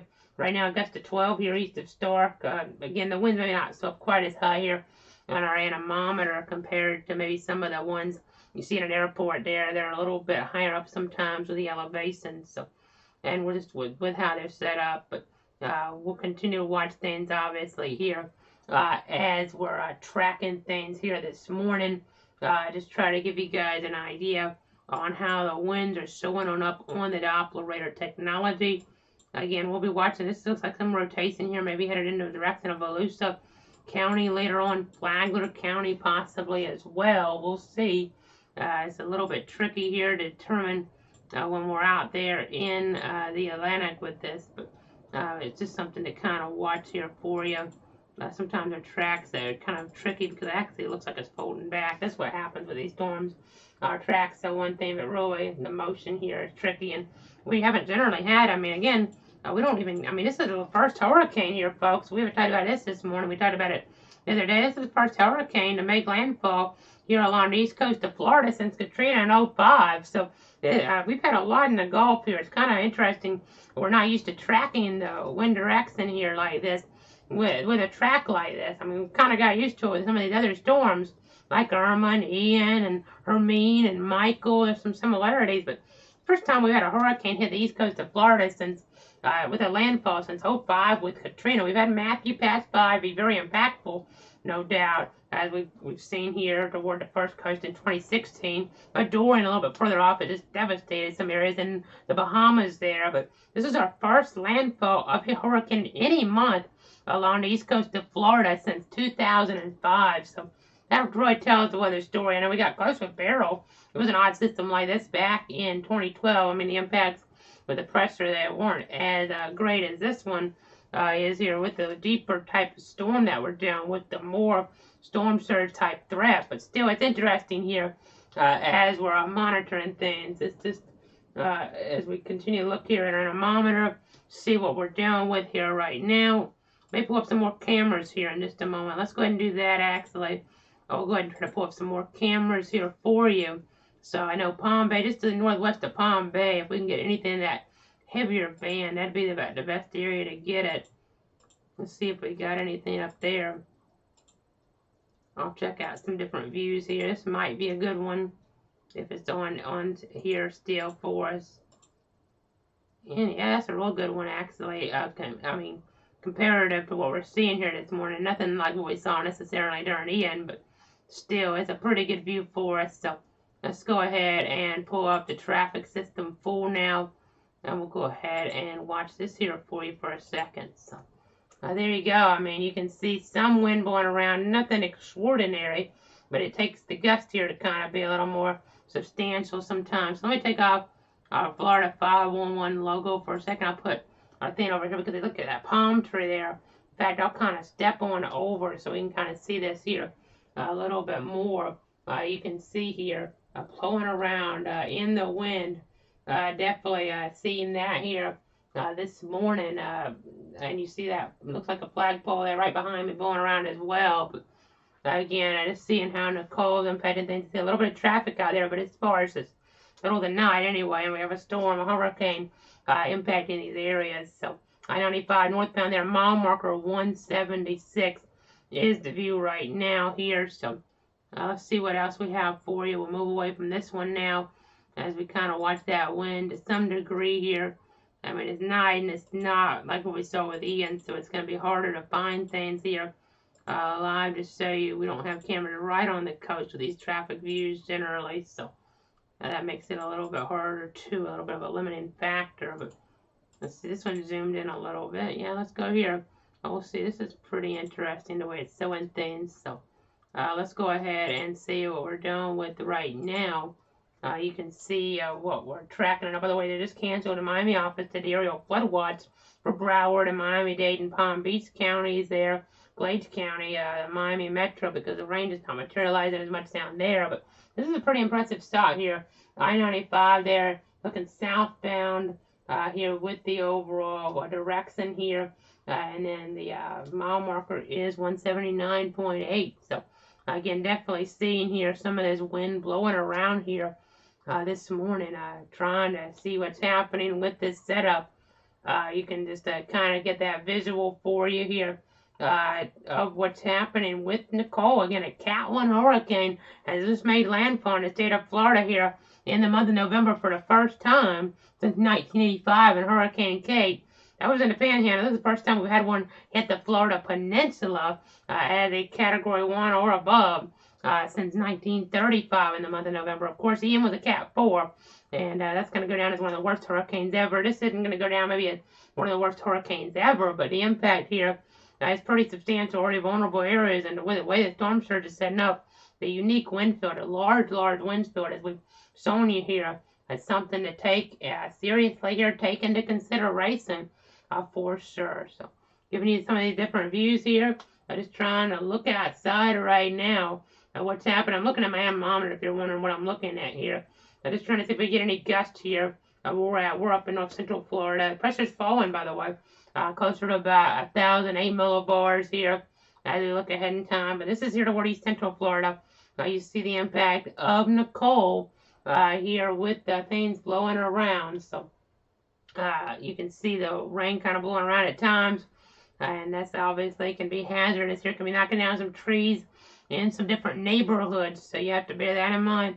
It can knock down limbs, so you have to be watching for that potential here as we're on live with you. So there's some traffic, not too much sort of seeing, but a little bit of it out there this morning. Back to the radar we go now. We'll go ahead and see this radar view here. Again, you can see what we're dealing with. You see, again, the moisture off toward the northeast of this, greater amount of that. So let's see what we have here. I'm going to go ahead and put our infrared satellite on. It is messy right now. In fact, I'm going to see if we can get a different view of this actually. Let's see if we can get the meso view maybe, or just a different view in general. Yeah, let's try that. I'll take off some for other information we're getting. And then we're going to do an update from the Hurricane Center pretty soon. Here it's 3:28 right now. We'll have that by about 4 a.m. or so. A new update from the Hurricane Center in Miami. But you see our system. It definitely is not what you generally see when you have a meteorology textbook and you look for hurricanes. But it doesn't matter right now because the wind field is extends out so far here with this setup. That wind radius here is a storyline. You can see here what we're tracking. These winds coming on in here across the state of Florida as we're tracking it into towards central Florida. This is going to be 7 a.m. Let me go and put our our information on here with the icons. So you can see most of the wind more slanted to the north. But at 7 a.m. we have this stronger tropical force gust here, quite a bit closer to hurricane force there, around Orlando, out toward Lakeland there in Polk County. And then as we get here, you can see still some of that in the Brevard County around Palm Bay. So again, I'm just having to deal with all that here with this setup as we're watching things. I know right now the center's down here and you're getting some of that in more Brevard. So a higher population density will be getting into the winds as we look ahead. But I mean, up here in north central Florida, winds going a long way as well. So just watching that threat for some tornadic activity. Haven't had any tornado warnings here as of yet, but that can always change. We'll just be continuing to watch the progress of this. I know don't have radar out over the Atlantic Ocean, so you're not going to be getting a crisp view of this necessarily. But we have this line here. This looks like it is really right there with our higher tornado parameters. It generally is here in nature with this setup. And these are some really high supercell composite values. So again, as this track here moves across, again, taking off the wind field information right now, our wind radius. So again, we have these parameters here, and these are following along the track here toward the north and west in general. And that puts those parameters in northeast Florida, north central Florida, southeast Georgia. You talk about you guys here as well, because we could have instability maybe be a factor as we get into the afternoon if this is kind of hanging together up there. So that could be something to watch as well. I know we've had landfall, and we haven't had any tornado warnings yet, but with a storm coming at us from the east, generally the warnings will be later on here, or tornado warnings really heat up later on. I know some of the energy toward the east, you see it. You don't see it over land though, but with surface phase Cape, you see a little bit of that there. Some of our other levels of Cape, but just trying to see some different vantage points here. Again, the overall tornado threat here. This is for later on. Again, I just have to be kind of mindful of this as it kind of tries to ramp up. This is after 7, but we could have a threat before 7, even as it's been outlined by the Storm Prediction Center there in Norman, Oklahoma. But you see Palm Coast, Palatka, Stark, McClinney, Jacksonville there, Fargo, Folkestone, Homerville, Waycross. You kind of get the idea. Brunswick, St. Mary's there. So we just have to kind of be tracking this here for you as this storm system moves on up. Even in South Carolina, North Carolina later on, they'll be in a favorable slot. I know with Dorian, we had a really vicious band set up there going back a few years, and we just had a huge amount of tornado warnings one morning there as it was getting closer toward Myrtle Beach. So that was something really interesting there in the meteorology world. And by the way, see the storm, you see some rain down here. This is interesting. We don't need to rain down here. By the way, I have lightning tracker on. I haven't seen any lightning in a while, which is good here over land areas anyway. But Punta Gorda there, you can see here some of these different spots. There's some heavier rain. They don't need this because of the boot tarps that are on the roofs there because of the aftermath of the Ian. But you do have lightning out here in toward the Atlantic. So that can be indicative of more upscale growth maybe, or at least more rotational parameters, increased development here of the storm cell. So again, I just have to be watching here as these bands try to come on in. It doesn't look like as much rotation with some of this stuff here. Let me check rotation tracker. Now here, not going to get it to pick up as much. I mean, it's showing it, but some of that's not going to be the best view of this. It may be false echoes, but there definitely could be some tornadoes that come out of these bands. Probably will be. We have water spout potential, so I definitely got to watch for that here. I definitely got to watch for that as the storm system moves on in. We haven't checked the winds up north in a little bit, so let's go ahead and do that right now. Let's go ahead and do that. We'll go ahead and get up toward northeast Florida here. Check the Doppler here. Checking my winds right now, 9 miles an hour is what we're getting here out of the north and east. So again, I'm just continuing to follow these developments here live in the Weather Center as we continue to watch Nicole. Again, a historic storm in terms of November. Hadn't seen a Florida hurricane in 37 years, almost 37 years, and that has now changed. A direct hurricane landfall. Do have some different gusts showing up. So let's go up to the north right now here. You can see a gust there a little while ago in that 50 range around the International Airport. I believe the 52 actually we saw there are points, but some of the other gusts are below tropical force. These aren't as high is what we saw with Ian so far. I mean, we actually had a gust during today, and even with the nor'easter type event, more away from the system, more the pressure gradient event. But these are expected to pick on up here as we look ahead in the timeline. You see them down in the south 50s and 60s. And then again, I have the radar kind of slanted more toward this area right now. We have some shower activity there in Duval County right now. Let's go ahead and zoom on in, get down to street level mapping a little bit. We have, it looks like, as I get in here a little tighter, State Road 9A, heavier rain, Fernside Road, getting into some of this. So over toward Hickory Creek Boulevard there, you kind of get the idea. So gusting that 40 rain, some tropical force gusts coming into the picture. That's something to kind of keep our eyes on here this morning with our landfall and hurricane to the south. Still bringing in some of those gusts here in that tropical force range toward the north. So back to the Melbourne radar we go now. We'll go ahead and switch back down here. We have the center. Made landfall here just a little while ago. As we're watching things here in parts of East Central Florida, Roy, with Indian River County. I know right there on the edge of southeast East Central, but this is a county, Indian River County, is covered there by the Weather Service in Melbourne. That's I kind of think of it more East Central Florida, but just checking here. See Holy Paw there. Some heavier rain, gustier winds moving in toward Wedgefield over the next little bit.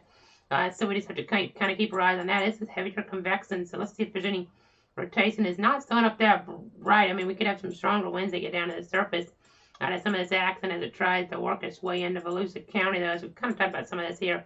There's our loop, by the way. We'll go ahead and put that into motion for you so you can kind of see how things are going. Our arrows don't do a good job sometimes with this as things kind of turn back around here on us. But, I mean, we see this in tropical setups. But, again, just continuing to watch, continuing to monitor all this. You see the gust in 20-30 range around Hillsborough County and Tampa, 62 there in Brevard. We just got a gust there, 51 knots there from NASA area there on the Space Coast, about 59 miles an hour. And once we get at 58 above, that's severe criteria. That's damaging wind.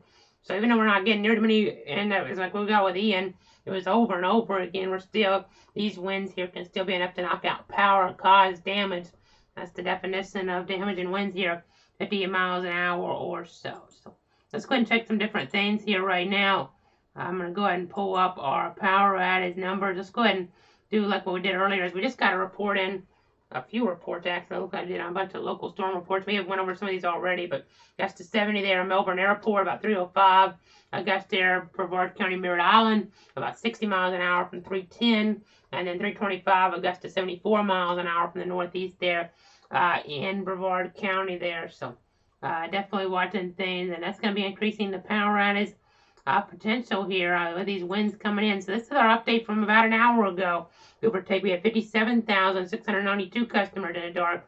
Keep in mind with Ian, we had well into the 2 million without power during that storm at the highest level, I do believe. But, so we'll refresh this live on the air here for you. So it goes up to 64,000. So we're not seeing the acceleration yet like what we saw with Ian. We're not expecting an acceleration like what we saw with Ian here. I mean, a million outages, a million customers in the dark. I don't think we're going to get there, but we're still going to see these numbers inching up. I mean, definitely, it's definitely hundreds of thousands of customers in the dark is a big deal, and that's what we're headed towards here as we look ahead here on this Thursday. You don't get that with a squall line generally, so this is a big deal, and that's what we're on the air. It's not Ian in terms of outages. It's not Irma in terms of outages for the state, but still something to note. So here's Brevard County, almost 22,000 customers in the dark. You see Indian River County, about 8,000 customers in the dark. I know that number's gone up some down there as we're looking toward communities like Vero Beach. But got to keep in mind, too, I know some people need electricity to survive. So, I mean, outages can be deadly in nature here if we have a wrong community lose power. So, got to keep that in mind here as well. As we'll see a few outages in Levy, a few in Nassau here, even a few in Bradford, here's Volusia County. See a few thousand here. I know they have a higher density there population, so that's why I didn't show up in the brighter colors much, but almost 4,000 customers out there in Volusia County. Nothing like what we had in Ian, but still a big deal. Still going to go up for sure. You have Levy County about 1,000 in the dark, Bradford County about 87, and Nassau County about 1,674 customers in the dark. So just kind of trying to break that all down for you here as we're looking at some of our different things here behind the scenes. So again, still down with Nicole here.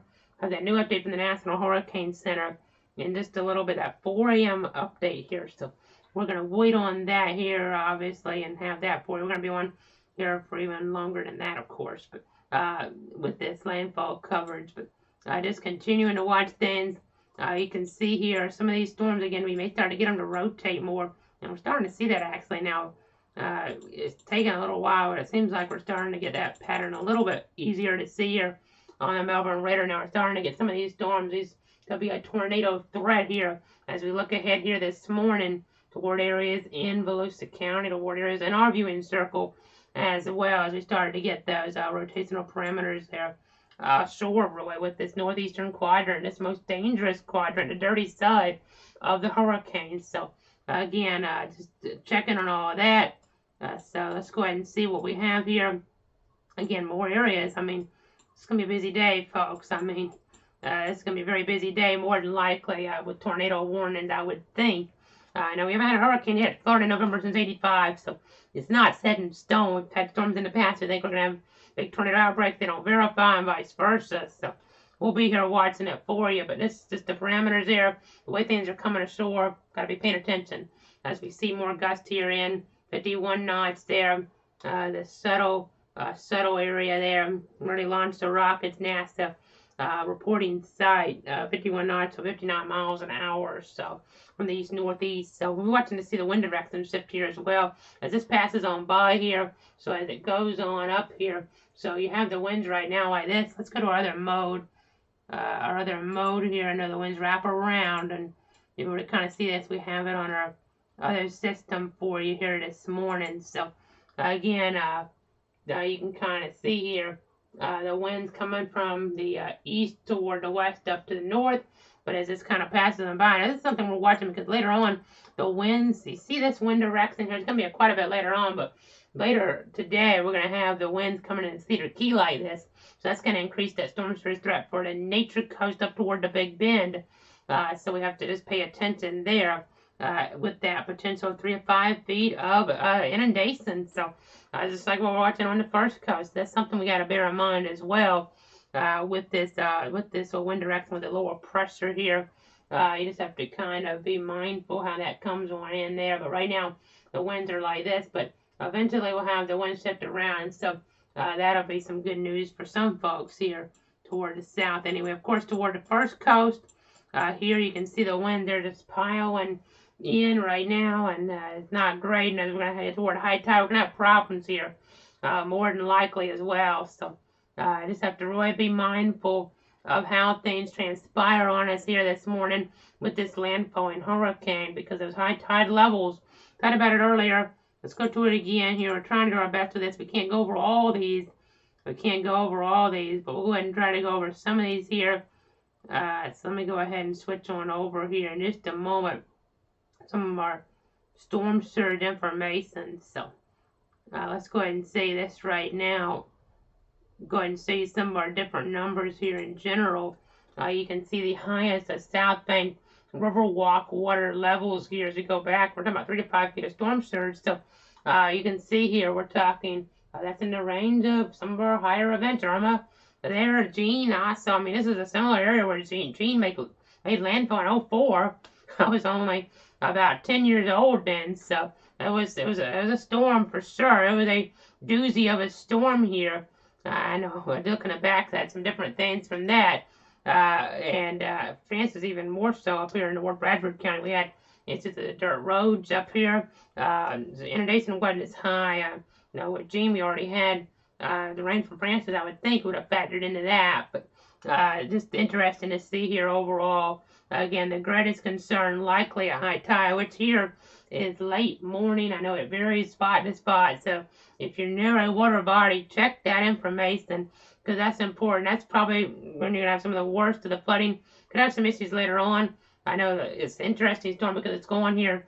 I know when we cover severe weather, we're watching stuff from our western counties here to our eastern counties. This time, it's kind of the opposite, except then it's going to kind of go back around. So a long event, even though it's moving relatively fast. I mean, compared to Ian, which is good in some ways here, but it's still we cover a large area, so it's gonna be a busy day here in the Weather Center as we continue to monitor some things, anemometer data, barometric pressure data. Excuse me. It's gonna be something to monitor here for sure, but I just got a gust in toward the Sanford, Orlando area, 52 knots from the northeast, so 60 miles an hour or so there. As we go ahead and look at some of our other water levels now, Mayport here, again, 2 to 4 feet, 3 to 5 feet, gets you to some of the higher numbers. So that's something that's just intriguing to see here overall. So definitely trying to compare things here in nature with that. You can kind of see what we're doing with. You have Matthew there, you have Irma there back in 2017. Hopefully we don't get to the record numbers, but we'll just have to wait and see. Again, high tide here coming around mid-morning. So again, check your information. It's something we can't go over all these, but we'll be getting reports and pass them along here on this very, very busy Thursday here in November. I mean, we had Ada. We covered it a couple years ago with cloud weather here on all the different platforms we could back then, but it was not a noteworthy storm really up here, to be quite honest.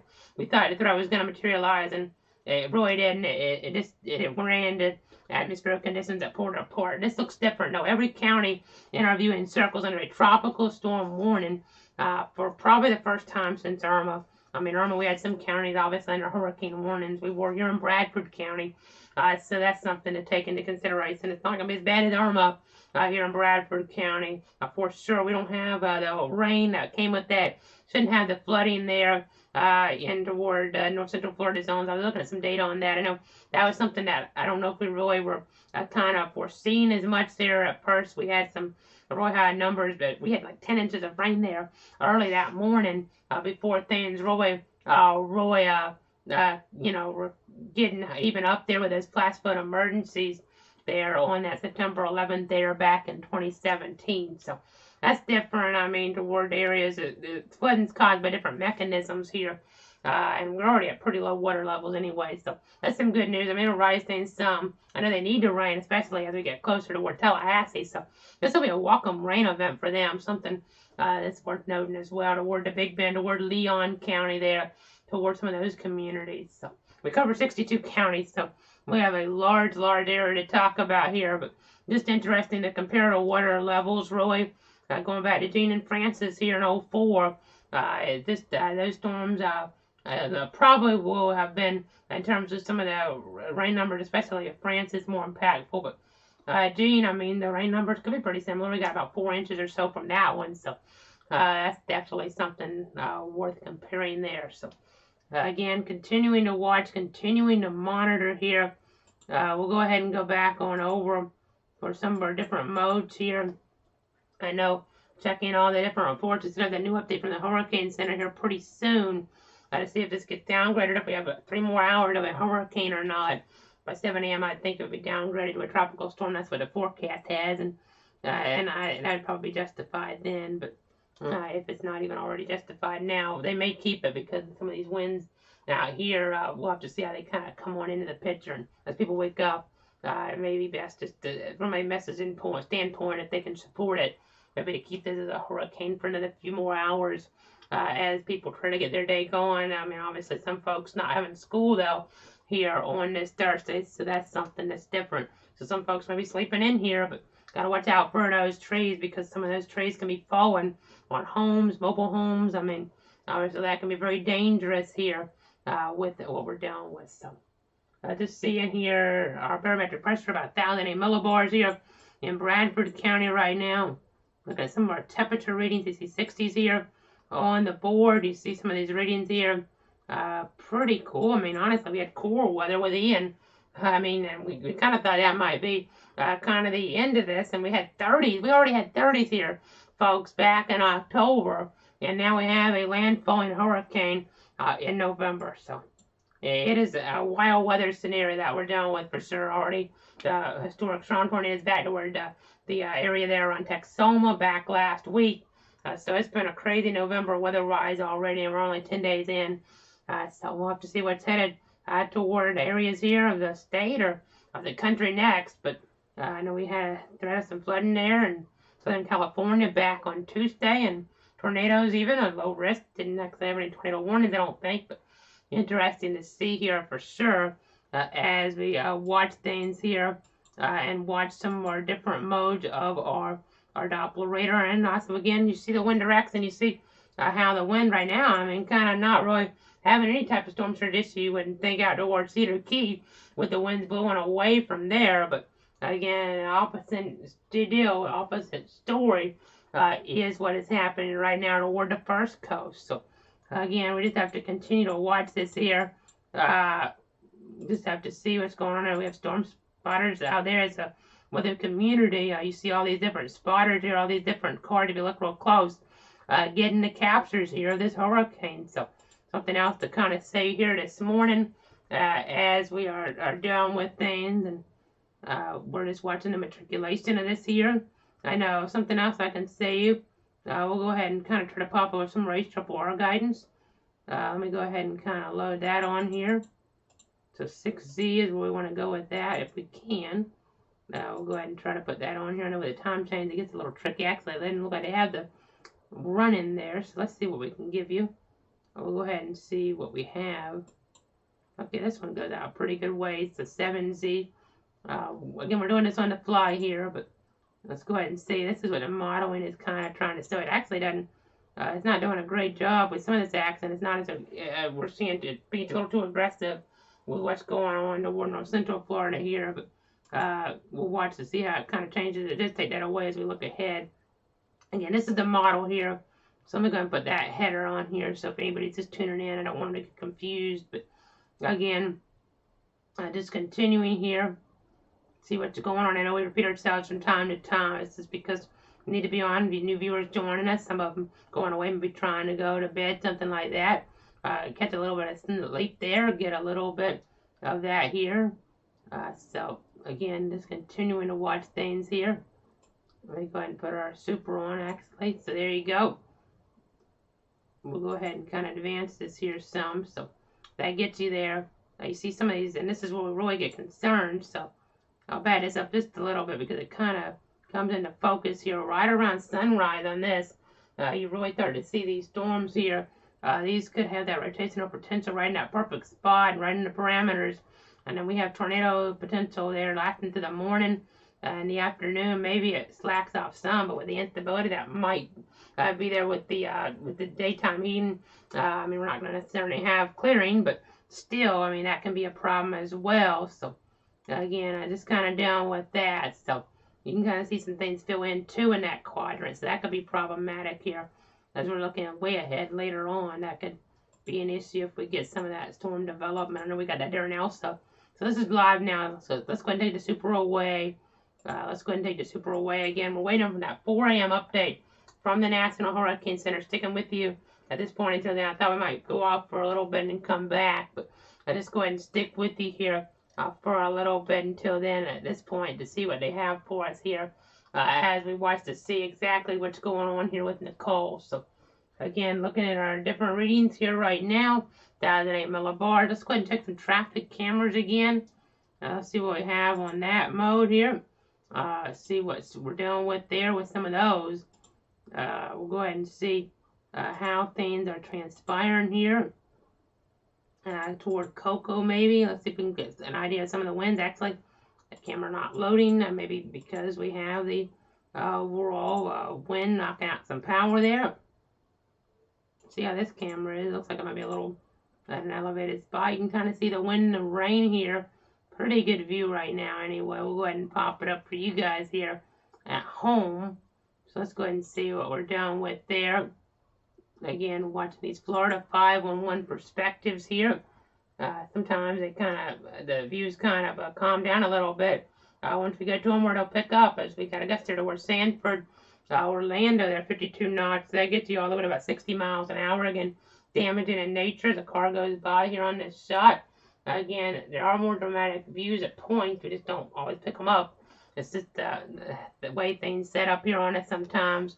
As you do see a little bit of that wind try to come on in, a little bit of maybe ponding of water there. But again, just trying to get an idea of how things are looking out there on the ground level, on the actual micro scale level. You kind of see some of this wind blowing on in here. So just kind of intriguing to see here. Again, this is I-95 southbound mile marker 202. So I'm just trying to give you that perspective here right now of exactly what is going on. I know some of that gust there, Sanford Airport, 333 in Seminole County, 60 miles an hour from the northeast. That's a severe thunderstorm type of gust that can be damaging, can knock out power, something like that. So again, I just have to kind of bear that in mind here as this threat here is impacting some of these different communities. So again, down with this hurricane, this landfalling hurricane here in November. I know by the time many people wake up,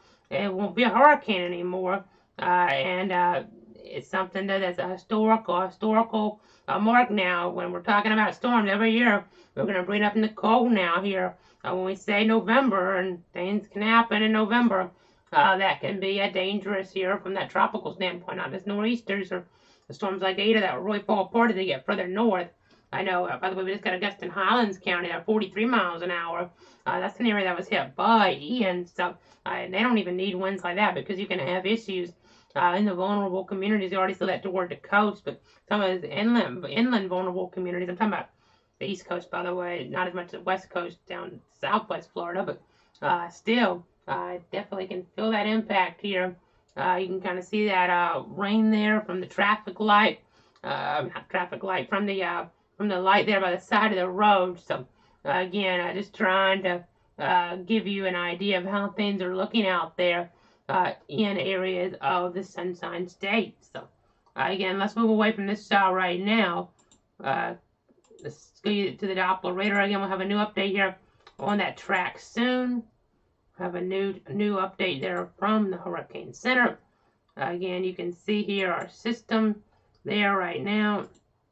Some of that lowest pressure there as we get toward parts of Brevard County and Indian River counties here with this landfalling hurricane, this Category 1. And we just got gust here toward Daytona Beach region airport now, a little bit stronger, 50 knots from the northeast. So that gets you there at about 58 miles an hour. So definitely noteworthy here. So, and you see some of these storms just off the coast. No tornado watch yet. We'll have to watch for some rotation. That isn't so a lot right now, thankfully, but that could have heavier rain in it and heavier wind in it as well as it kind of comes on into the view here. I have to watch that. And okay, they have downgraded this now here, folks, so we don't have a hurricane anymore officially, as we just got new information, and there's your point. There's your center. It's a little bit displaced from where it looks like on radar because lowest pressure point. So I know it's kind of tricky when I try to break that down sometimes. So the hurricane is no more. It's still a strong tropical storm though, and that doesn't change the impacts here whatsoever. But we now have a tropical storm Nicole versus a hurricane Nicole here. So again, that's the latest headline. It just came out from the statement here in Miami. So again, not tropical storm Nicole. So again, you can kind of see here though the winds definitely in there with this heavier convection, even more so. But the lighter convection, you have some winds knocking out power, no doubt. So again, now it's a tropical storm already dropping within an hour of landfall here. So that's definitely intriguing to see. But we thought that was a possibility here. As they're just sending out, they're discussing here. We'll go ahead and kind of zoom out and say they haven't gotten in the Gulf on this at least. I know it kind of looks like it's going north of the track that they had earlier on, but the center actually is being plotted a little south, the official center. Granted, a lot of the worst of the accents to the north. I know canceling out some of those alerts toward the south. I mean, look at Miami here. Last 12 hours, they did get some rain kind of down there, but at this point, we don't have too much in that vicinity. And with the way this is tracking, most of that's not going to be an impact there. I mean, see how this lightning, that could be something to watch later on. Some type of tornado threat somewhere in the state. We'll have to see. That could be a pretty long fuse thing here as we're dealing with that potential. But again, just tracking this. Again, it's now a tropical storm. That point there in the Gulf, by the way, if you're wondering when that is, that's 1 p.m. today. So at 1 p.m. today, all the worst of this, it's lined up here to the north and east here a little bit. So the worst of that, let me move the map over here. Just kind of, and I'll move over a little bit too. The worst of that will be kind of lined up right here in our viewing circle here. Maybe some tornadoes. You haven't really had the worst of this come with shore yet. That's why this is such a unique storm here. When we have a subtropical storm converting to a tropical storm to a hurricane, now back to a tropical storm, it's definitely unique. As you see the center there, by about 1 a.m. tonight, I'll be there in toward southwestern Georgia around Camilla and toward Albany. Again, you guys are in a tropical storm warning as well.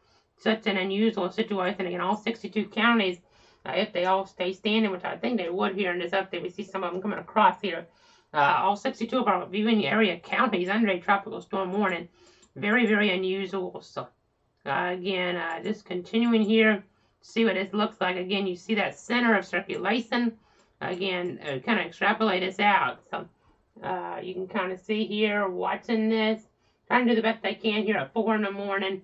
You can kind of see here, going across maybe semi there with that center, give or take, and then we're watching some of the worst toward the north. Again, this is a north belt storm here, northeastern belt storm, and that puts some of the worst of the weather here toward the first coast, toward Jacksonville, toward Gainesville, toward Flagler Beach, toward Palm Coast. So that's what I have to be watching. But it's at 4 o'clock now. Some people may be just waking up here very early on this Thursday morning. Again, the headline now is this is made landfall as a hurricane there just south of Vero Beach at about 3 a.m. But now it is already weakened down just below hurricane strength to a tropical storm. In fact, I'll tell you what our winds are. I bet they're probably 70. Yeah, that's what they're going with. 70 miles an hour, max sustained. So the hurricane warning from Boca Raton to the Flagler-Volusia County line is no more, but still a tropical storm warning in play there. As we're watching that potential across central Florida. Technically, they're changing it to that, but that's been the case here, areas to the west here for a while. And then just seeing here, storm surge warning from North Palm Beach to Jupiter Inland's been discontinued. So that's something that's good down there in southeast Florida. They dodged another one pretty much. It seems like toward Miami. There's been different images of Miami missing out on social media of the storm hurricane type their conditions. They're talking about the hurricane force conditions with different threats over the years, Irma, Dorian, and Ian there as well. Matthew too, and this one here, they missed out as well. Granted, the hurricane force winds were over a very small area, but this, even if we really saw too many of those sustained winds at all, but still, strong tropical force winds here in the picture. And that's what we're going to be dealing with here toward the north and northwest here as we're watching this kind of come on in here. So it's 4:01 right now. Let's go ahead and take a break here. We got the new information in from the Hurricane Center. Again, you see our storm system going across there.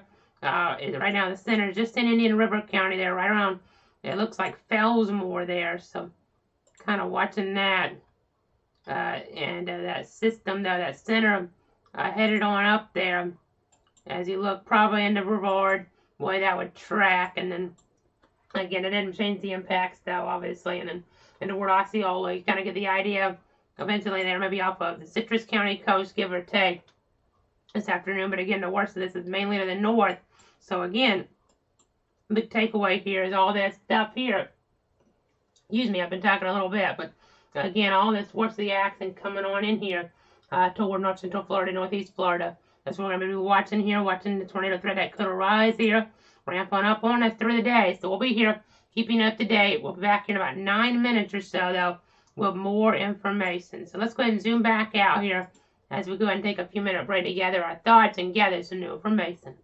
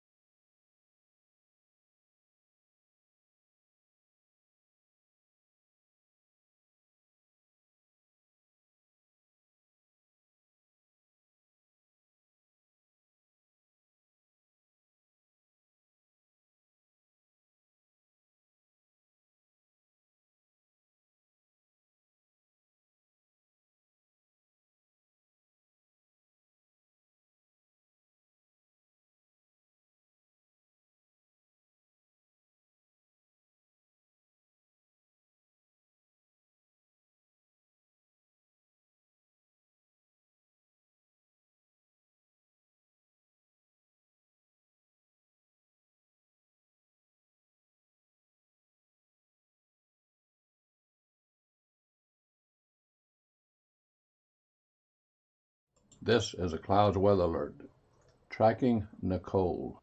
Meteorologist Casey Cloud back here, 4:12 on this Thursday morning. Again, we had Hurricane Nicole make landfall about an hour ago just south of Vero Beach and already down just to a tropical storm. It was just a hurricane when it made landfall. I know we're getting some reporting in this now in our viewing area, though. If you're watching from the first coast into northeast Florida, Flagler County, Marineland, a 39-mile-an-hour sustained wind there with a gust to about 55 miles an hour. So getting some stronger winds in there, and that could start to knock out power a little bit here, so we have to bear that in mind. Let me go ahead and pull that up right now. Our power at is .us map that kind of shows that here a little bit on our other sources. I'm continuing to check some information here as we get it on in the chat session. We'll go ahead and see our power at is .us map right now, though. You can see toward Brevard County and Indian River County, we have some pretty high outages now.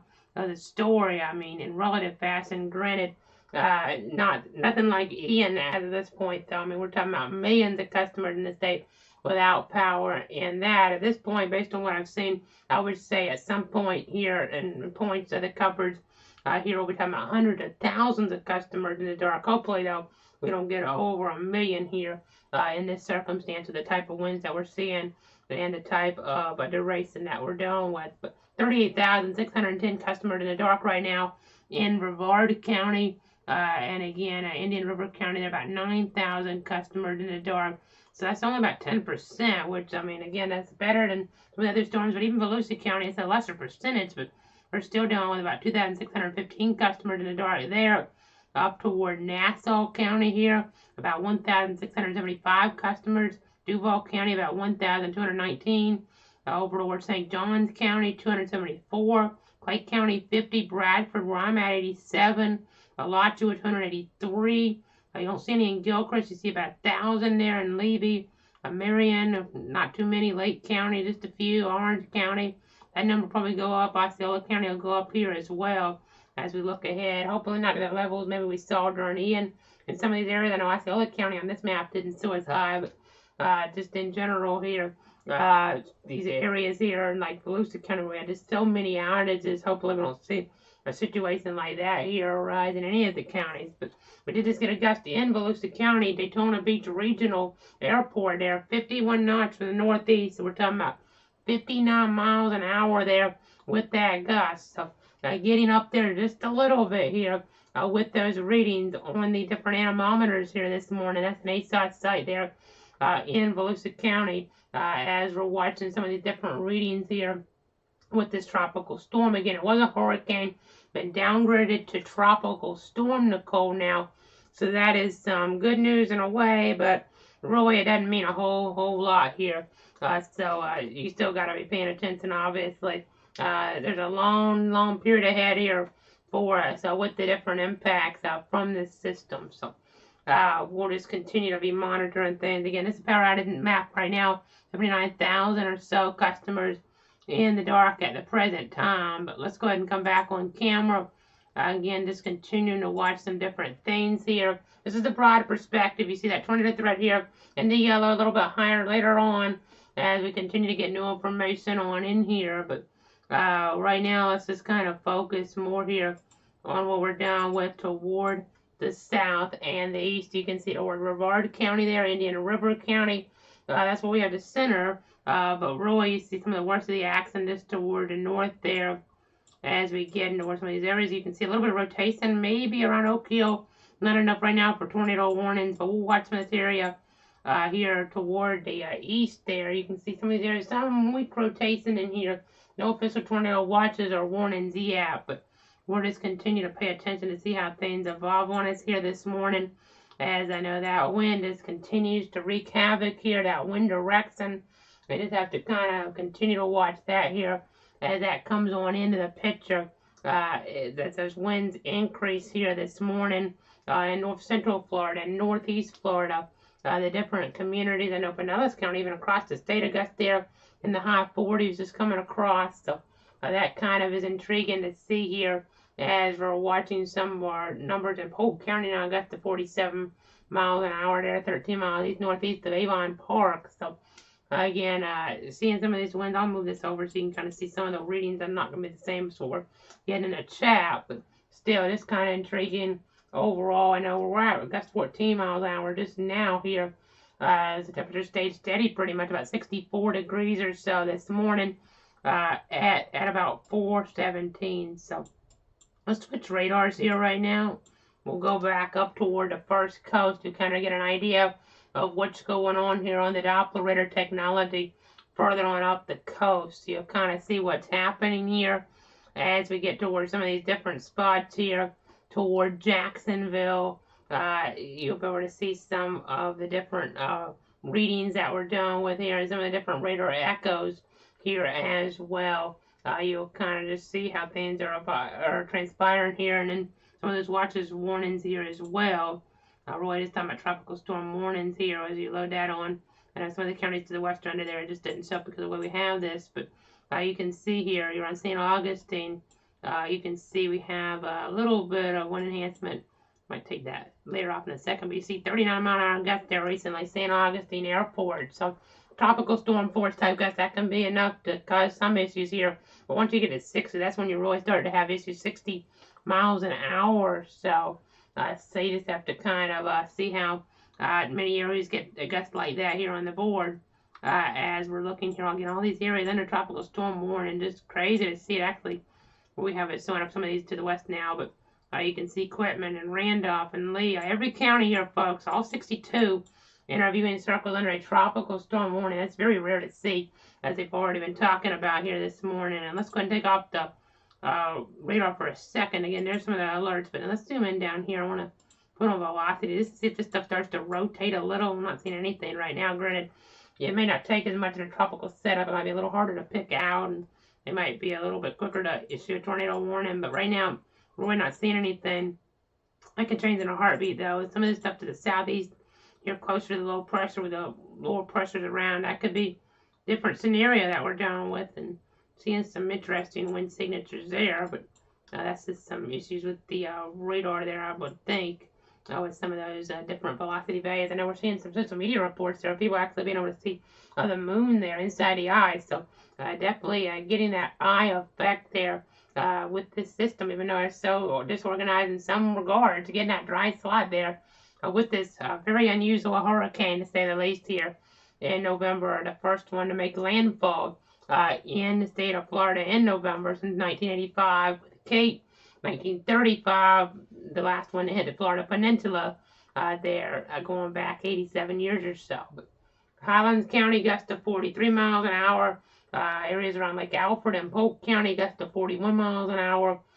23 miles southwest of Longboat Key. And I see some of these areas and see some of these local storm reports coming on out as well on the screen. It gusts 22 miles southwest of Longboat Key to 43 miles an hour. So seeing these winds being felt across the state. That's why there's a tropical storm warning in these areas further on off toward the west. So you just kind of have to understand here how things are setting on up there with the tropical storm force type of winds. Again, this was downgraded to a tropical storm. I know these hurricane warnings underneath here, they should drop off pretty soon. They've been canceled out, and I think they have to just formally cancel them with the offices there as well out of there. I know Melbourne may actually be the only office there with that, but nonetheless, they just have to be formally canceled on out. But again, continuing to watch here. I guess I think West Palm had one earlier, but that's not showing up anymore.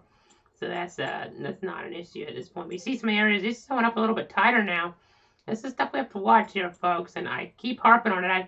I wouldn't always go this aggressive here with our tornado warning conversation levels, but with everything I've seen, I know going back to Gene and Francis here 18 years ago, we had this tornado warning after tornado warning pop on up on us here, and that was something that we really had to deal with. So this could be another one of those situations here. I mean, this stuff, you can see it here. It is headed off toward the northwest right now. Let's go ahead and put our, actually, I think we want to go to Jacksonville radar. This probably, again, there's tight rotation. This, I mean, 13,000 feet up, which isn't that high, and compared to what we were looking at back out toward Texoma there the other day. I mean, that was not great radar coverage there. Obviously, you wouldn't have radar coverage in the Atlantic, but even get 13,000 feet is pretty good. I'm going to go to the Jacksonville radar. I want to see what is showing off of that one, because we may actually be able to track something in the Atlantic, and we do this in the Gulf more often, and a lot of times things fall apart. But we don't get to do this and have the unfortunate, I guess you could say, opportunity to do this here with the Atlantic that often because the parameters aren't favorable for it. But today's a different story. It looks like, yeah, you can see it off of this one, and that's a little higher actually, 13,000 feet. But it goes to so something's out there needs to be monitored. So I'll go ahead and loop this around so we can get an idea of the movement on this. I know this is a long way out. This is an unusual way of kind of warning maybe for a water spout that turns into a tornado here. But we're getting our little sear marker to pop up, and because of the overall threat environment here, we'll just have to watch here. I mean, somewhere along the first coast here, northeast Florida, this could be an issue later on. So I just have to kind of see how this develops here. Could be St. Johns County here. Could be somewhere in the Duval Flagler range. We'll see how this kind of bends back. Probably somewhere between Duval and Flagler. Just looking at this right now, and this is an hour track, so could be something closer to 6 a.m. that we're tracking here, closer to St. Johns County with a possible tornado on our hands. So let me move us over. You can't see it as good, but let's go ahead and show you a little bit better what I'm talking about. This area of rotation, it might fall apart. It very well could, but I know during Irma we were able to track these way out there. They're moving even quicker than this, I think. A pretty rapid movement. So we'll just have to watch here, see if this is something that could be an issue a couple hours down the line. I mean, I generally wouldn't go like that out on the radar, but because of the overall environment, it's something to watch. So with the lower pressure and just the unique scenario that we're in, need to be ready to take the tornado precautions here. In fact, as I say, this velocity view, you see some areas of rotation here off of Volusia County as well. Let's go ahead and pull up our tornado safety tips. So let's go ahead and go on over here right now. We'll pop this on up. I know we have these in the system because I want people to understand what could happen here later on. So I'll take this full on the screen behind me now. So we could have a tornado watch issue. That hadn't been issued yet, but we're seeing those trends like that out in the Atlantic. Could you get them in Norman, Oklahoma, to issue that tornado watch? We'll see. Just chart of your devices, though, for the storm itself and for tornado warnings in case the power lost. Have multiple ways to receive alerts here when a tornado warning is issued. That means a tornado has been detected using radar or spotted on a 6 second that sturdy building. I know, get as many walls between you and the outside as possible. Protect yourself from falling debris there by putting on a bicycle helmet. That's very important in these type of situations here because that flying debris can be dangerous. We haven't had that big of a tornado threat in the first coast region here in a little bit. I know we had a pretty nasty tornado with Irma back in 17, though. Talked about that one. I know also just going back to some other storms here in the past, we had ECS there, a really nasty tornado in Bertie County, North Carolina, going back there a couple of years. That was something that was in EF3, I believe. So just have to be careful here with this situation. Hopefully we don't have higher end tornadoes. But we've had systems, hurricanes in the past. I mean, Ivan comes to mind in regards to a prolific tornado producer. We've got to watch out for strong tornadoes that can sometimes turn even injury producing or even deadly. As we look at more information coming in right now, high surf advisory, 7 p.m. Eastern Standard Time there on that Friday, actually by the Jacksonville office. That forecast being issued anyway to talk about how things are going with the high rip current risk as well. That's very important to take into consideration here too as we continue to watch things across the region. Let's go ahead and jump back on over here right now. Again, you see the gust in the 50 range in Volusia. Now we've had, with Ian, it was kind of a surprise in some regard here because we didn't have the hurricane warnings in play, but those winds were really picking up on that Thursday morning there in late September.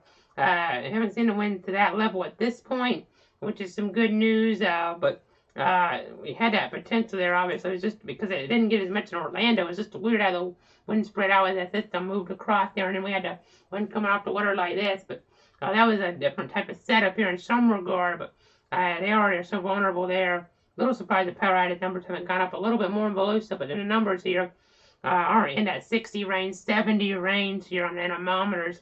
They've been more in the 50 range, as you see here this morning. That's just on the cusp of damaging, and it's not maybe a widespread power outage situation, but scattered power outages. Though if things were to really last a while, then it may become more of an issue. But we've seen some of the cameras. We haven't seen things just continuously being battered around what I've been able to pull up anyway. In some areas, a little bit different story. Right at the coast, I know when the water's just, the storms and the winds just coming off of that, then that's an issue, obviously. But I know right now, 11 mile an hour gust here out of the northeast, here east of Stark. So watching that here very carefully this morning. You see the flood warning still in effect here. If I pull this up, look real close to some of these green boxes because of what we have at the end. Still those flood warning concerns there to St. Johns River over a month out. And we're getting more rain, not necessarily flooding rains from what's coming from the sky itself, but again, some of the issues with the overall scenario can be hazardous here in nature. So again, just checking here what else we have to show you. 4:27 on this Thursday. Let's go ahead and if we have some Stark viewers, North Central Florida viewers joining us here right now, let's go ahead and pop this out. This is going to be the timing here, and also this the impacts. Let me go ahead and see this. So here we go. You can see the Stark area threats 35 to 45 mile an hour winds on average here later on today, picking it up in its gust to 60, 2 to 4 inches of rain there. Generally is what we're anticipating, and possible tornadic activity as well. So stay alert here. And then scattered power outages are expected, so charge up your devices. That's very important to do here. Again, a public shelter there, Stark Elementary, if you need to go to that. Conditions are not bad enough right now, or it would be something where you just have to stay off the road if you're concerned in a mobile home, something like that, about a tornado threat or a wind threat. That is a place you can go there at the last check. But continuing to get more updates here into the chat session. I don't see anything that we need to pass along at this moment, but just want to say one of the areas I know impacts vary on the regional level.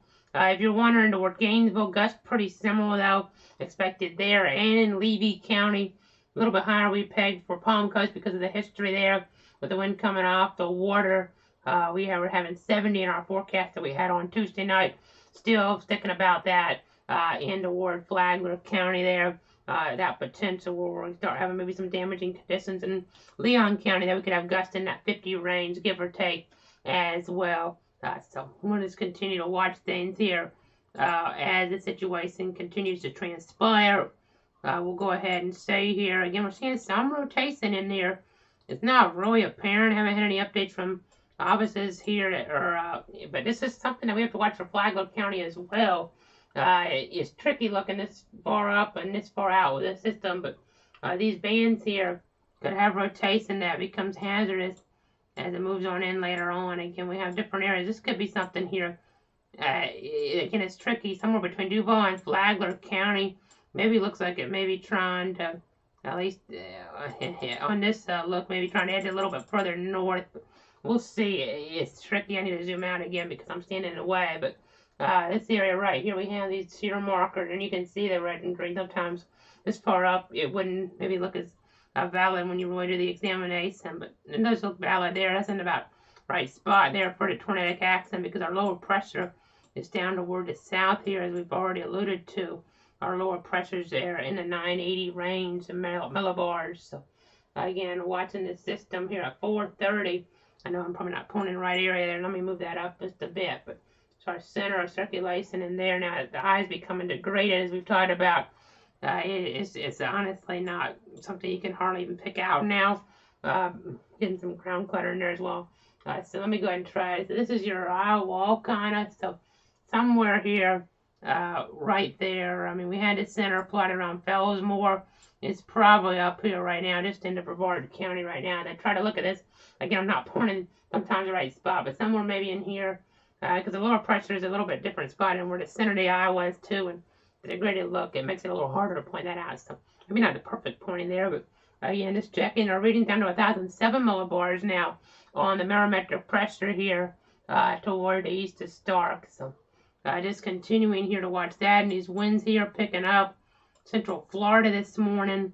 Again, you see Volusia County.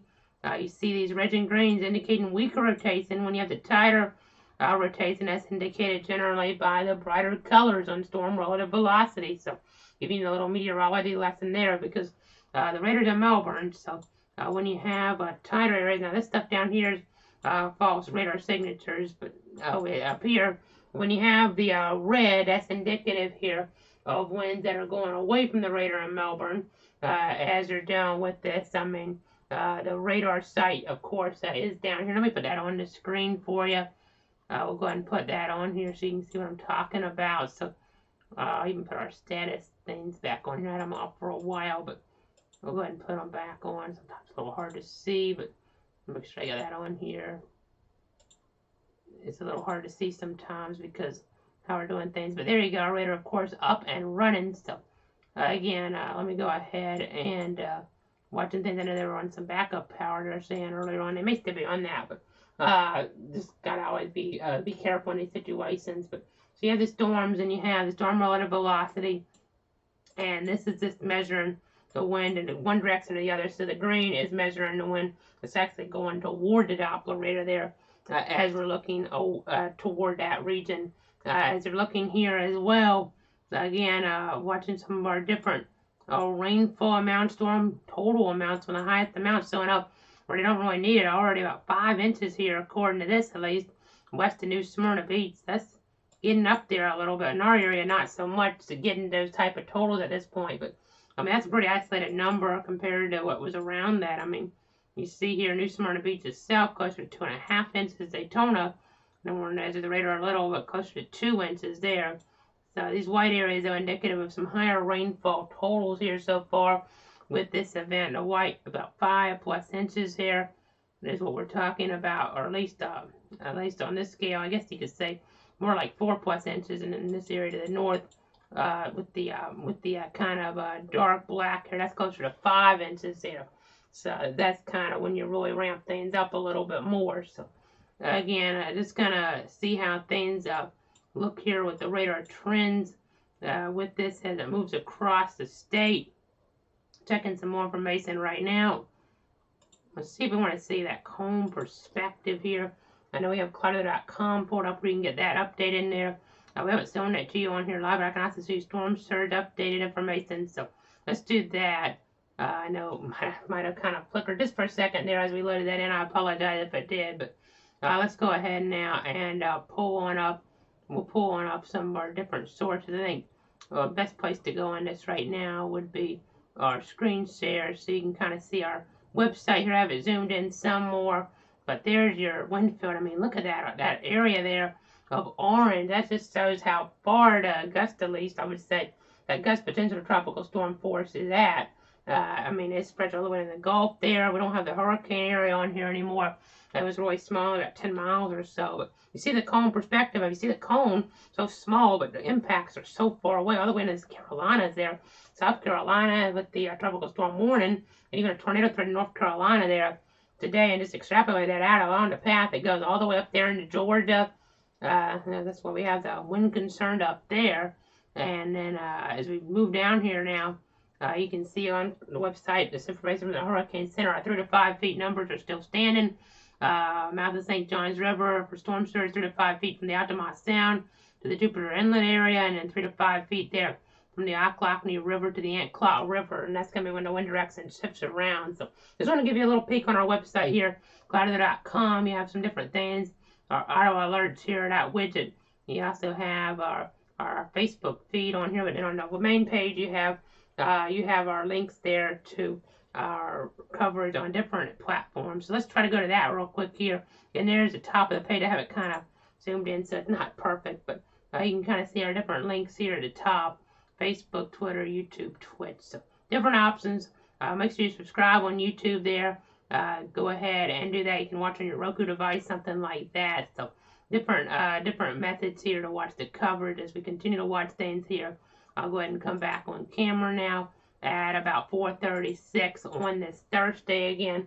Just continuing to see new reports come in. Orlando, reading airport area, reading 51 knots. That's 59 miles an hour. So definitely just going to continue to watch those readings and updates come across here, come across the wire, come across the chat session to see if we have any questions right now from any of our viewers here at home here this morning.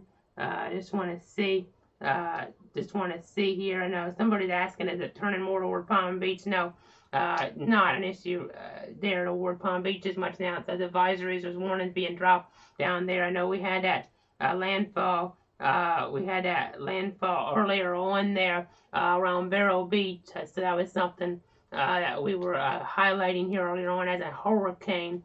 But now it is down just to a strong tropical storm. So when I say this, though, I gotta kind of give you a disclaimer there, because this is about the strongest tropical storm you could ever have. It really is. I mean, the highest winds, the highest storm surge that you would get with one of these here, with the overall wind field being as large as you ever really see with a tropical storm. And the tornado threat looks pretty elevated here as well. So there's a lot of things going on here that we gotta be watching for sure. So again, just checking to see if there's any questions there.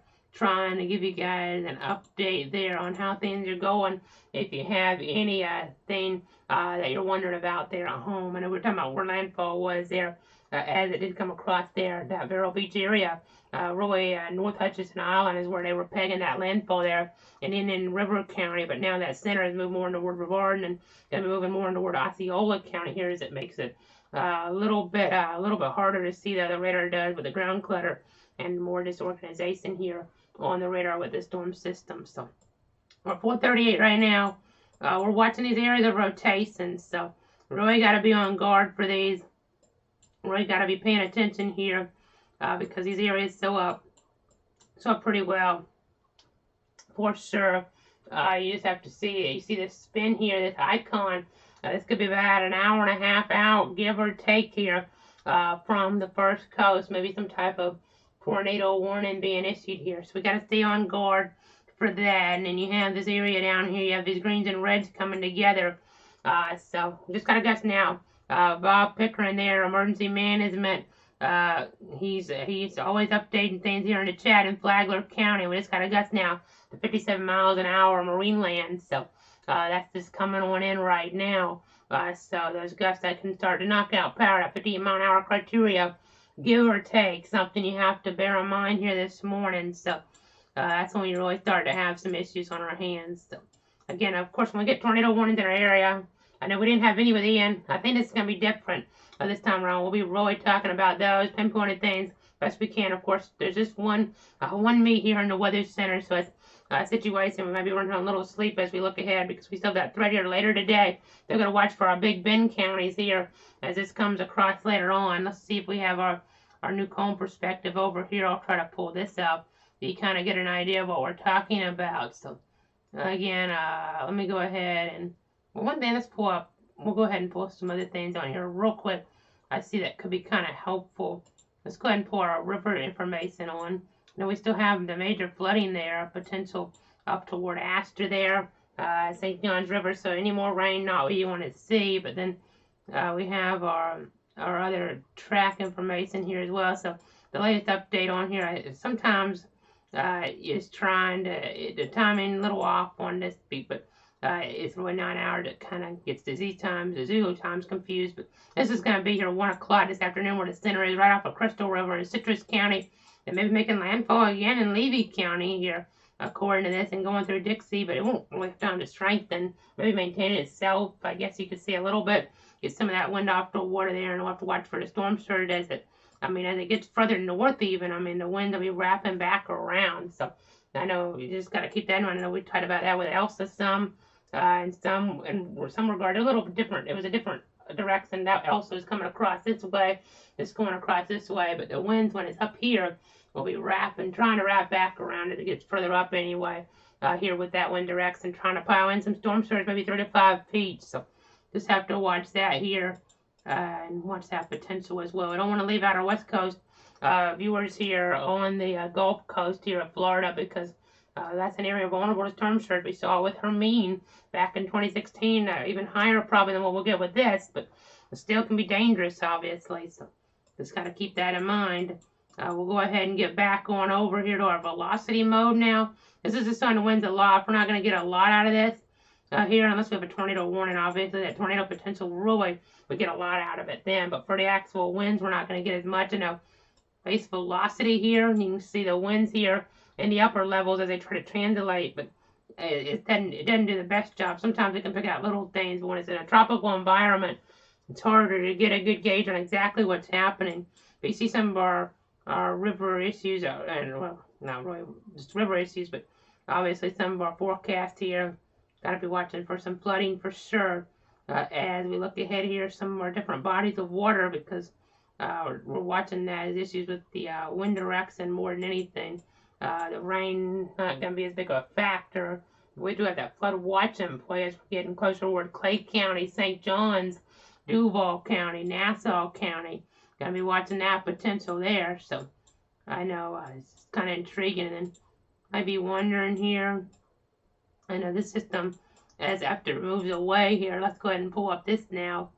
Go ahead and pull up this. We'll go over to our GR Earth computer. I know, definitely intriguing to have a hurricane hit Florida after the time change as well here this year. I mean, to see how late it is. But again, you have our system right in here, headed this way. So kind of moving on up like this, and then it heads more up toward, you see Greenville, South Carolina, up toward Clemson there, the center. But then the tornado threat here, we'll be watching this today. And then, but the center is up toward 18Z there. That's about Friday at about 1 o'clock, and then we're watching it get on further up, extratropical, but that'll be moving away then. But I know that we haven't talked about it in a little bit, but high school football, things are looking pretty good for that. It could have some damage that has to be dealt with after the fact here toward North Florida, South Georgia. But the games themselves here, the weather conditions look pretty good for those. So that's some good news here. Maybe a little bit of lingering wind, but things to be improving. Now, Veterans Day ceremony, a little bit different story, as we still could be seeing some of the rain around North Central Florida, maybe even a tornado threat if some of the stuff on the southeast side sets up like it's supposed to, according to some of our modeling. You don't have much of it right now, but we'll have to just see. It's like a game here of whack-a-mole in terms of that tornado potential later on. That we'll be kind of having to watch. And I mean, you have these bands. We'll have to see if things kind of pile back in on the southeastern quadrant. I know going back in 04, we were out. I mean, it was either Francis or Jean. I know it was a couple of days after the storm, looking at some of the power outages, relatives home there, late relative there, and ended up having a tornado warning. I mean, this was a day or two out from the storm. Things had already calmed down. It still had that tornado potential there back in that 04 crazy hurricane season. And by the way, the storm system here, the second hurricane hitting Florida in just a little over a month, is the quickest period between two storms hitting the state of Florida, hurricanes I'm talking about, since Francis and Jean in 04. I know those were Cat 2, Cat 3 type of storms. This time the difference at Cat 1, Cat 4, but still, the storm can't just be measured because it's so unique on a Saffir-Simpson hurricane wind scale. Can definitely be measured in different ways. Again, making history here this morning. If you weren't watching at 3 a.m., I had that hurricane landfall there toward areas around Vero Beach. Talking about North Hutchinson Island. Getting in here, you can see what we're talking about. In fact, let me go ahead and do a loop. I haven't done this in a little while, so let's go ahead and loop these around here. I'll kind of show this to you here on our other source. So we'll see that landfall here is a little more well defined. The center was earlier on. So let's go ahead and loop this out. You can kind of see how we had that landfall there, that center of circulation coming across there, coming across land. This is right about when landfall happened, maybe just a tad after it starts to loop there, but you kind of get the idea here. It was easier to see, and now it's kind of become a little bit more disheveled because it's falling apart to some extent with the overall structure around it. The storm system, though, is not falling apart, and that the impacts are going to be reduced really, though. That's something we got to keep harping on here. But I also have ground clutter in there right over the radar site, so sometimes right at the radar site it makes it a little hard to see some stuff down toward the surface. But Daytona Beach gets to 53 knots there. 9:37 there Z time. So 9:37. So we're talking about 53 knots, getting us to about 61 miles an hour. So just continuing to watch that and continuing to watch things here as we look at some of our different parameters, some of our different setups here. Continuing to watch the anemometer, that pressure continuing to fall here this morning. So that's the trend right now, that pressure trend. So That tropical storm type of pressure starting to come in here on the barometer there toward north central Florida. So kind of intriguing to see that. We'll see if we may have, and we've had this for a couple of years, may have some of our strongest winds and some of our lowest pressures here that we've had in the last couple of years today on it. More than likely, we will be up there. But these storms here look a little stronger. Don't see much in the way of rotation. Maybe a little down here. We'll have to watch because these storms can be tricky. They can definitely be tricky here, but we don't see enough for like a tornado warning at this point or anything like that. We just have to watch here because things can start to ramp up on us. But if anything, these will have stronger winds that get down to the surface. So maybe this is where you get your gusts of 40 plus miles an hour within some of the heavier downpours. So you have to watch for that potential here. I'm going to load some of our latest images in here. And we'll kind of loop this around as well now. We'll kind of give you guys an idea of exactly what's happening off the Jacksonville next rad. So kind of see how that loads in. It just gave us the latest look. They're all coming on in. So you see this banding now coming in here. You see it coming toward areas like around Stark and Clay County here as well. It's going to pick up some rain in this here, some heavier rain. Start to really measuring on that rain gauge here. So something to bear in mind. So you can kind of see here these are looking a little bit heavier right now as they come into the view. So again, over here that pitter patter on the roof here, potentially in the background here, and just a little bit more in Bradford County this morning. But just continue to check our different readings here. It's kind of something we can do at a glance through it. It's helpful in these type of situations. And so far toward Bradford County, haven't seen too much rain, but again, going to get about a little more here soon. It's still only about maybe 2/10 of an inch, give or take. But you see other areas here, inch over that level here off toward Clay and Putnam, St. Johns counties here in the storm total mode. So let's have to see how this rain kind of adds on up. So 4:49 right now. Take another break here soon. Just continuing to watch things on the Doppler radar. Checking our different sources here. We're just trying to see what else we want to say here this morning. And the rainfall forecast is something we can see. And now, it started off with the next 2 days because I took it from the update last night because it wasn't including before 7 this morning. But really, it's more the next 36 hours now, and it's backlogging here. So I may not show this graphic again after this point, but I just want to kind of see our rainfall potential from the storm pretty much down here. You see in these red areas, really, we're talking about 3 inches, give or take, on average. So some areas I went 2 to 4 in our forecast Tuesday night, others 3 to 5, and that seems to be what we're generally going to get here in the coverage area. So just wanted to kind of see that here real quick, though, with that rainfall forecast. I know, just trying to see where else we want to go here with some of our different graphics. I know we've been talking about that storm surge threat here. Gonna have to watch for those high tides here later on. Those winds earlier up to that Cat 1 level and the Saffir-Simpson hurricane wind scale as well. And again, we had that first hurricane hit here in the state of Florida in November since Hurricane Kate back in 1985. I know we keep talking about it this week, but it's been 37 years since we've had a landfall in Hurricane in November hit Florida. That changed here today, almost 37, a couple weeks away from that. But that changed here today, but already down to a tropical storm. The wind's just below hurricane strength now, but it doesn't change the impacts really whatsoever, as we've been discussing. So, again, just checking some of our information right now here. You can see, let's check some more cameras up north even. Some of these downpours may be reflective here on the I-95 cams in northern St. Johns County. So, might be able to see some things with those up here. So, let's go ahead and do that now. We'll get up there in northern St. Johns. You kind of get an idea of what's going on maybe as we get towards some of these different spots. You know, earlier Volusia County, we're getting that wind an issue down there with some of that storm surge potential, still having that there and some of these other areas as well. As I move my mapping up behind the scenes, again, getting toward that northern St. Johns point, trying to get an idea of what's going on. And definitely reducing visibility on the roads here this morning. Again, sometimes the cameras aren't as easy to just go straight to at night. I mean, things are kind of dark out there, so So we have to take into consideration. Let me go ahead and see what we have here. This one right here just kind of showing some of those slicker conditions. So we'll go ahead and go over here right now. Let me go ahead and pop this on up on our other source.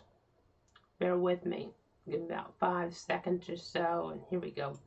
Got it now. You can kind of see what we're doing with. So again, just kind of I'll go ahead and make sure that comes on up here just a little bit better, so you can kind of see the live view.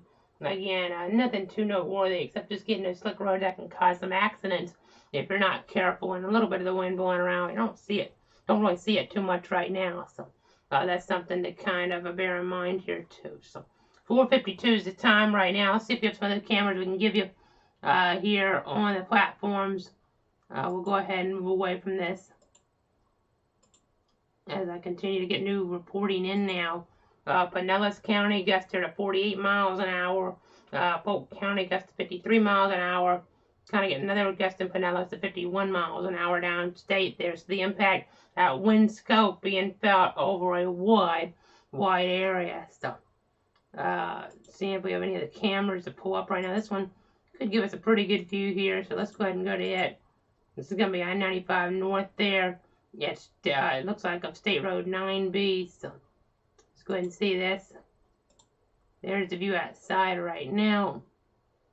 Just kind of giving you another visual here. Nothing really dramatic at this point, thankfully, but you can see the rain definitely making things slick on the road here this morning. So we'll go ahead and move away from this shot. Come back over now to the Doppler radar vantage point. I know Weather Service continuing those storm surge warnings for areas like McCulloch County toward the west, and tropical storm warnings all the way up into Georgia, our whole 62 county zone here, which is remarkable. To have that tropical storm warning as so it to you real quick over the radar. Let's put that under the radar here. There you go. You can kind of see what we're dealing with in that regard. So that potential here for the tropical storm conditions definitely are noteworthy. So those conditions are definitely noteworthy here toward our different communities. So let's go and take a quick break here. Continuing to watch things back about 9 minutes unless we have something like a tornado warning popping on up, and we don't have those hourly updates anymore from the Hurricane Center. So that's something that we can't really kind of wait on here at this point for our coverage here. But you see some of the heavier downpours northern St. Johns County, but you can get some of the stronger winds down to the surface. So that's something to focus on. We'll be watching all that and more of that tornado potential in that favorable northeastern quadrant with this low pressure system, with this tropical storm that's called Nicole here on this Thursday in November. Stay tuned.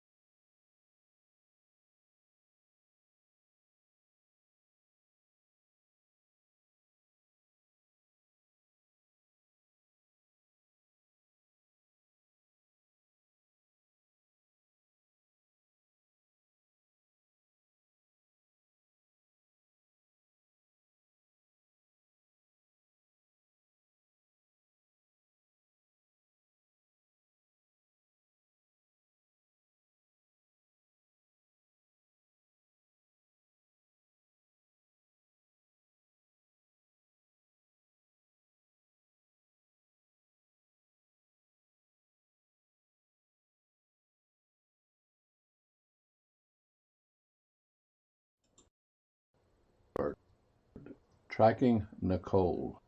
Meteorologist Casey Cloud back here in the Weather Center, 5:03 or 5:04 now on this Thursday morning. Continuing to watch things here in the Weather Center. I know you can see some of these heavier downpours, these squalls trying to start to move through. One of them here in northeast toward north central Florida as well. And we're getting gusts, I know, more toward Daytona Beach still, 54 knots coming on in. That gets to about 62 miles an hour where I'm at. Gusts aren't too high at the moment. That barometric pressure is down to about 1,006 millibars. So we're just going to continue here to see how the conditions deteriorate here this morning. I know these different readings are indicative of some nastier conditions here in play at times. Downstate a little bit worse. I know we had a gust at Raymond James Stadium, their tropical force here just a little while ago. That's in Tampa, so kind of interesting to see that. And then also got to watch that tornado threat here. And that's something really focusing on here this morning. So let me go ahead and see what we're talking about. I know these significant tornado parameters actually going up. I know you hear that beep in the background. We're getting an update as I say it. The tornado threat here really right on cue. So I'll read that here myself and to you guys here in a second. But you see the significant tornado parameters still staying off the coast for now.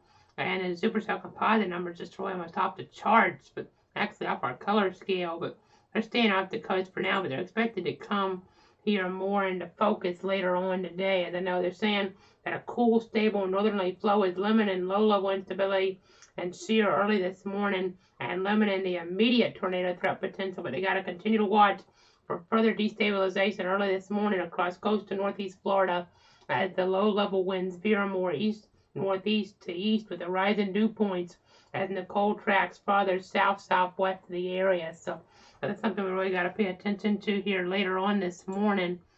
So we're going to go ahead and look at some of these dew points. You see in the 70s towards St. John's and Flagler. So that'll be something. You can kind of see those numbers going on up here. And we'll see how those maybe going up across more of our area here later on this morning. So an interesting track, an interesting system to say the least here. I know they're going to be seeing deteriorating conditions around Orlando here. As we continue through the morning, Roy, seeing those conditions still stay pretty nasty for a while. I say deteriorating, but honestly, the way this is stretched out, I mean, they're probably getting some of the stronger winds here that they're going to see in Orange County. So that would be something to kind of take into consideration here, at least with the storm system closer to that center. It looks like because of the path and the way the worst of the action is more slanted toward the north. So we'll continue to watch all of that as that transpires. Let me see what else we have here. What else we have? I know we had a gust earlier in Brevard County. That's interesting. That's pretty high, actually. Let's see what we have over there. So that's a gust at 74 miles an hour at 4:35 this morning. So that's the 1 mile west-northwest of the Kennedy Space Center. They're still seeing some hurricane-type gusts, which we haven't seen that many of altogether. So got to take that into consideration here as well. I know we have quite a few things come out in the chat at us at any given time, so that makes things a little bit interesting here. But we're going to go ahead and check right now. I know our system sometimes likes to jump on us, but it kind of likes to lose a frame or two here or there. But again, that tornado threat being limited at least right now, but that could change here as we get later on into the timeline. So we just have to kind of bear that potential in mind as everything kind of comes together on us here. Gust of 10 miles an hour here east of start. That barometric pressure now down to 1,006 millibars. So again, just continuing to see how the storm system trends here this morning. I'm bringing those local impacts here. So we're just going to have to continue to see how the conditions destabilize here on us. With that destabilization that comes into play. So that'll be something to kind of watch for here. You see toward Clay County, toward Duval County. These areas here, just some winds aloft that'll be getting down to the surface here. I'm hearing the rain pitter-patter a little bit here in Bradford County right now. So we'll be adding up some of those totals here with the overall rainfall threat. So that's something to kind of watch for here this morning as well.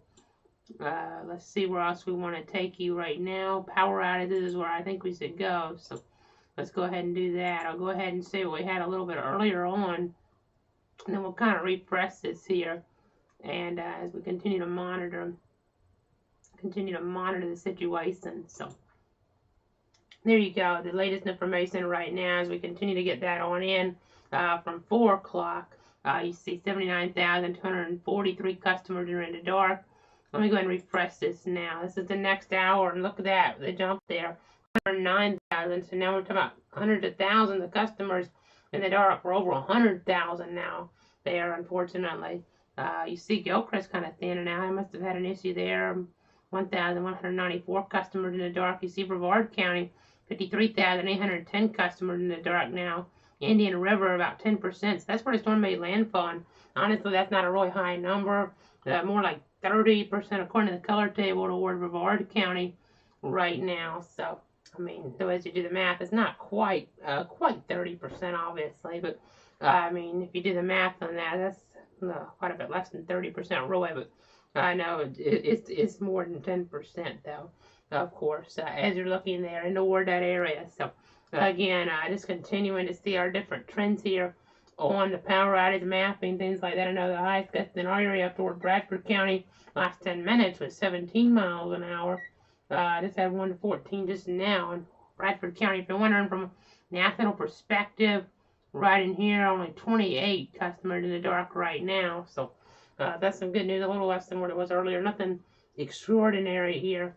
I know I have some different things while I'm behind the camera here I can check, so bear with me here. We're going to try to check to see if there's any issues in Bradford County right now in terms of maybe a tree down, something like that, that we're getting in right now to our system. I don't see anything, so that's some good news, but you can always have issues on that localized level that we don't actually get reports of, so just something to kind of watch for here this morning. As we look, excuse me, as we look at all the different tools here in the toolkit. So again, Bartow gust to 41 miles an hour there. Just got a gust of 54 knots there. Daytona Beach Regional, so that's 62 miles an hour. So again, once you get about 60 miles an hour, that's when you have damaging type conditions. We're not getting those necessarily over a widespread area or constantly, so you're not going to see as many outages in these zones as what we saw, at least many of them. I mean, some areas didn't have the winds like they're going to get today that they got from me in, but the winds aren't as strong there in like Volusia County, places like that. They get higher outage numbers. I mean, you look here and you see about 3,597 customers. That's a far cry from what we saw at the end, though it's not over by any means.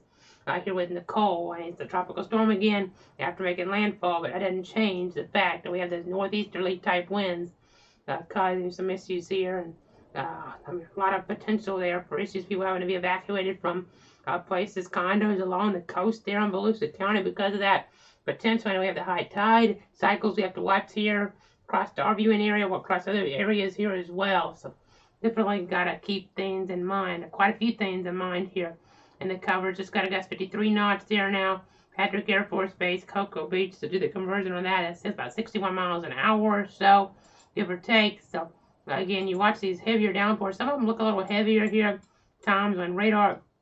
Again, these are a little more efficient rainfall producers up here. Radar man to do it a little, sort of about a half inch an hour. Some of these, that could be about right. Maybe more like 3/4 of an inch here in an hour. No. Some areas are already like setting daily rainfall records here because they don't get that much rain sometimes in November. And we're only 5 hours in. It hadn't been that much rain even in some of these different communities. So again, something to kind of bear in mind here, something to kind of take into consideration as we continue to look. Let's look at composite radar. This sometimes shows you a little bit different look at things here when we're not getting as good of readings off toward the east because we're higher up. I was using that a little bit. It's not really what you want to generally use, but there's some rotation now. That's why I know we were thinking about taking a little break in the coverage, but granted, that didn't actually look like it's co-located, but I don't think the times are either. I think that's actually maybe some rotation there, if that's with that little area there. Well, let's see, that's our new scan. Yeah, I just got to watch that. This is why we didn't want to take a little break in the coverage. I was thinking about if we really didn't see anything develop, that we could take a little break here, gather some information, and start another stream, but this is what I'm worried about here, stuff like this. I mean, the rotation didn't look all that strong with it on Storm Relative, but it looks stronger here than it did just a little while ago. You see it kind of ramping on up here, so we have to be ready. We'll do the timeline here. do the look on the timeline. So this right here is about now. Then you have 15 minutes here, and then as we move this on over, you have about 30 minutes. So give or take there for this. Maybe we're going toward Camden County, Georgia here this morning. So could have our first tornado warning. It could actually be in Georgia here in the covered area. So that's something to kind of bear in mind. We'll have to watch for that. Again, no official tornado watches or warnings have been issued so far, but that can change in a moment's notice here, at a moment's notice. So, see if there's any type of, well, there's a little bit of maybe a water spout signature there. It looks like it's co-located pretty good, so there could be a little bit of water spout signature there even. So we'll have to watch as this moves on in over the next 30 minutes, maybe a little more, a little less here in that timeline. So be prepared for that there in parts of Camden County this morning. We'll go ahead and look back down to the south here in Clay County. See some little areas here. That's something. That's in Duval County now. It's not extreme, but because of where it's setting up, we gotta watch here. That's so, and at least maybe some stronger wind potential there, right along 295 there and toward this area here. I know more of the gusts are coming in from like Polk County, places like that. Gust to 50 there around Hillcrest Heights down there, but gotta watch because this area is more favorable for tornadoes, which means even if you don't get the winds as high in some neighborhoods, the tornado winds could surpass anything you would see from the actual tropical cyclone in this circumstance. Again, a different story, of course, down there with this, the extraordinary winds, all those extreme wind warnings. We didn't get any extreme wind warnings with this. We're not going to get any extreme wind warnings with this situation, but nonetheless, we got to be watching these little areas of rotation here, the Doppler radar areas that show those little circulations here. Check on our debris tracker again. Just a little bit of enhancement here. Let's see if this is a trend or if this is a false echo. It looks like it could be a little trend there if you look. I mean, it didn't look really robust. That looks a little bit better though. I mean, let's see what rotation tracker thinks of it here. Starting to get in our supercell composite, excuse me, supercell composite range here. Oh yeah, it's really showing it on our rotation tracker now. So we got to be watching this here.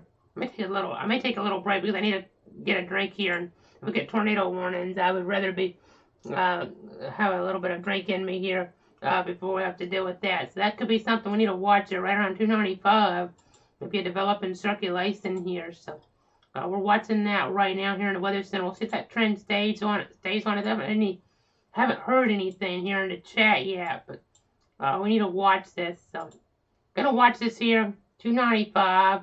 That was the scan before. That's the current scan. I mean, we have to pay attention to this stuff because if it was just maybe the squall line, you still watch, but here, this stuff can really spin up in a moment's notice. So we really have to pay attention. So tell you what, we're going to take about a 5-minute break, but if we get a tornado warning before that 5 minutes is up, of course, we'll break back in here as soon as we can. If it's really late in that time, we just let the 5 minutes run. But going to do that, take a 5-minute break unless we get something here sooner, really soon, because of that tornado threat. Maybe trying to go up on us. That's what we've been seeing in the modeling for the last couple of days. We got to watch in Duval County there. We're going to catch our breath here, get a drink of water. We'll be back here soon with more weather information on this Thursday morning. It's November 10th. We had our hurricane landfall here in Florida in November for the first time since 85. First one in the peninsula here of Florida since 35. Now a tropical storm, but the impacts here. Some areas are starting to really ramp up here, especially towards some of our zones here in northeast Florida that are right along the coast here that have already been taking a beating. We're starting to see some of those heavier downpours, some of those higher wind threats here materialize. I see the barometric pressure at 1,006 where we're at.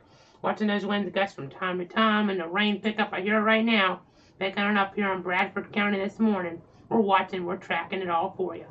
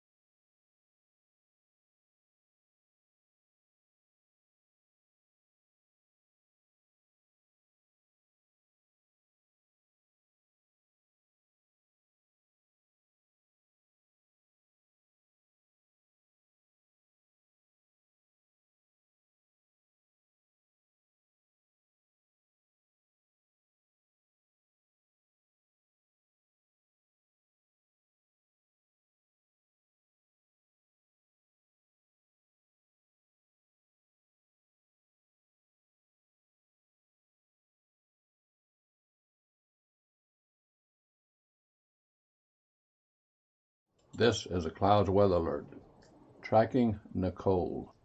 Meteorologist Casey Cloud back here, 5:23 now on this Thursday, watching some storms. And we had a radar zoomed in just a moment ago.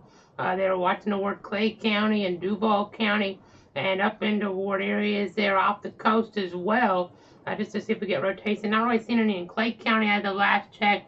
We're seeing some in Duval County though. So let me go ahead and zoom back on in on another source right now. You can see right now it doesn't look as intense here. Maybe some weak areas. That was tighter. This is now weaker looking. So that's some good news. Haven't heard anything about that from the Weather Service. And then watching some of this stuff out here, you can see we have something a little tighter. It's also looking a little bit weaker now. I still got to watch these areas though. You just never know how things can develop on us.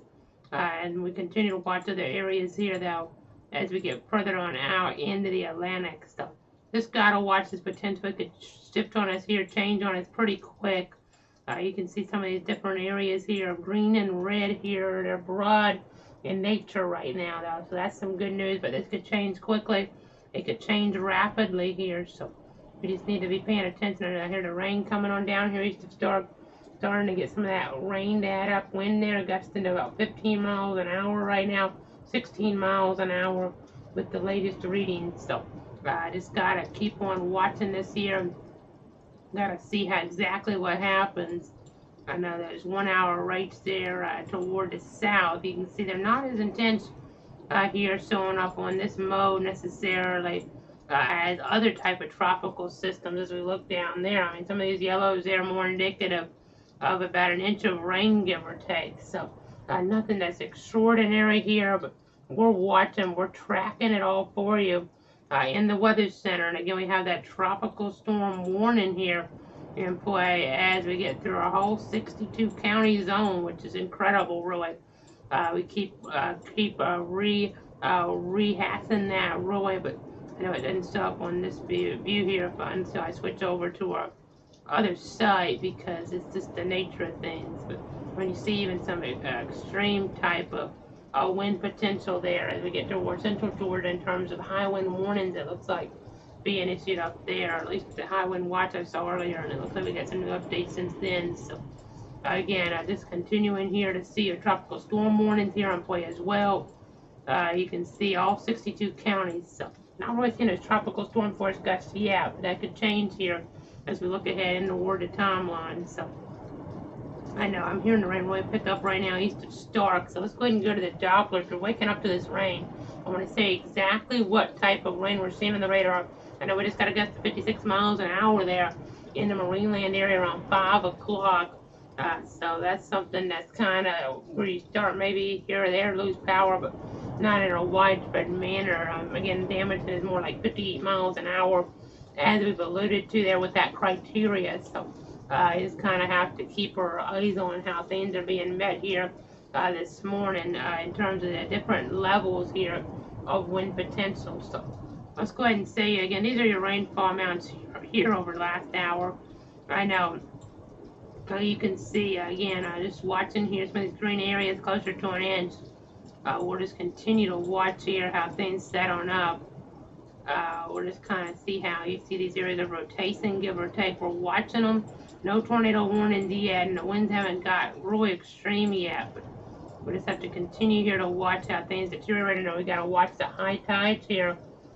We have to watch the high tides because of that storm surge here later this morning could really be an issue with the way things are coming on in. I know we're also looking there wind reports towards some of those hurricane force gust type numbers are from a height at 54 feet up, so obviously that kind of ramps up the wind speed a little, so not getting maybe those down to the surface there toward areas like Brevard County. I mean, we have the tropical storm conditions more in play versus the hurricane conditions at this point. But there's your heavy rain in Bradford County. I'll zoom in right there between Camp Landon there, Kingsley Lake. You see Stark in here as well. So I know other wind reports coming from over 100 feet, so that really tells the story with the winds there being more aloft and all the way down to the surface in spots. But we have to just continue to monitor things as the conditions deteriorate here. And looking at the current gust east of Stark here, 5 miles an hour, 4 miles an hour as we watch these trends here. 6 miles an hour, all from the north and east here, really. On the anemometer, and again, the barometric pressure 1,006 millibars now, gust to 13 miles an hour. So these might read a little low, but it's more down at the surface here. It's that kind of, I mean, speaking of what they're talking about up there, those winds will read higher and definitely accurate readings. This is the matter of sometimes down to the surface you don't get those numbers as high, but you're not feeling those winds sometimes down to the surface. Other times they can get all the way down and cause the damage. So we've seen in some of our different regions in either our area or really outside of our area more than anything at this point. You see gusts here about 25 miles an hour down there around Keystone Heights. So I just kind of watching all that here this morning as we look at some of our different information as it comes on out. So, these winds and these downpours could be trying to wake you up a little bit here this morning. We'll talk about the downpours and the winds depending on exactly where you're at. But we're just going to watch to see if these storms have the potential to rotate. Right now, nothing's really impressive. A little something off of Fernandina. It's just hit and miss here right now. These areas of rotation, which we like to see, versus something that's more robust here in nature. But that can change in a heartbeat, and we'll be watching all that here for you in the Weather Center. So rotations definitely don't look like they're as strong as they did a little bit earlier on, though. But we'll just continue to watch conditions deteriorate on us here as we get throughout the morning. So that's something we will have to watch toward north central Florida, toward northeast Florida, and the first coast. So we're approaching 5:30 right now. If I don't see anything new here coming out soon, we'll go ahead and take another 9-minute break here in the coverage. But again, just continuing to see all this moisture here in the Atlantic as it tries to come on in. You see the winds above there as well that'll try to translate maybe in the form of some tornadic activity. So gotta be watching all these different hazards and all hazards type event here. Today we're on top of it for you here in the Weather Center. Right now, let's go ahead and get back over to that broad perspective and I get ready to take that break here in the coverage as we continue to watch things. I know it's interesting to see all this lightning way out here in toward the Atlantic. So we'll continue to watch all of that here for you. All this copious moisture here and the like. We have to just see exactly what type of parameters are aligned here with it. I mean, because now when I say copious moisture, I mean just for a few moments. You have the tropical downpours. There's a tropical downpour. We're not expecting really high rainfall totals, but just gotta watch here some of the parameters. There's your temperature trends, but then this right here, definitely still on these significant tornado parameters over about 2. So take a quick break here. Be back soon with more. I know it gets to 63 in Bartow, so that's pretty impressive there toward Polk County, where they had some of the impacts from Ian as well. So don't really want to see that. But we'll continue to watch. We'll continue to track and be back soon with the latest information here on Nicole.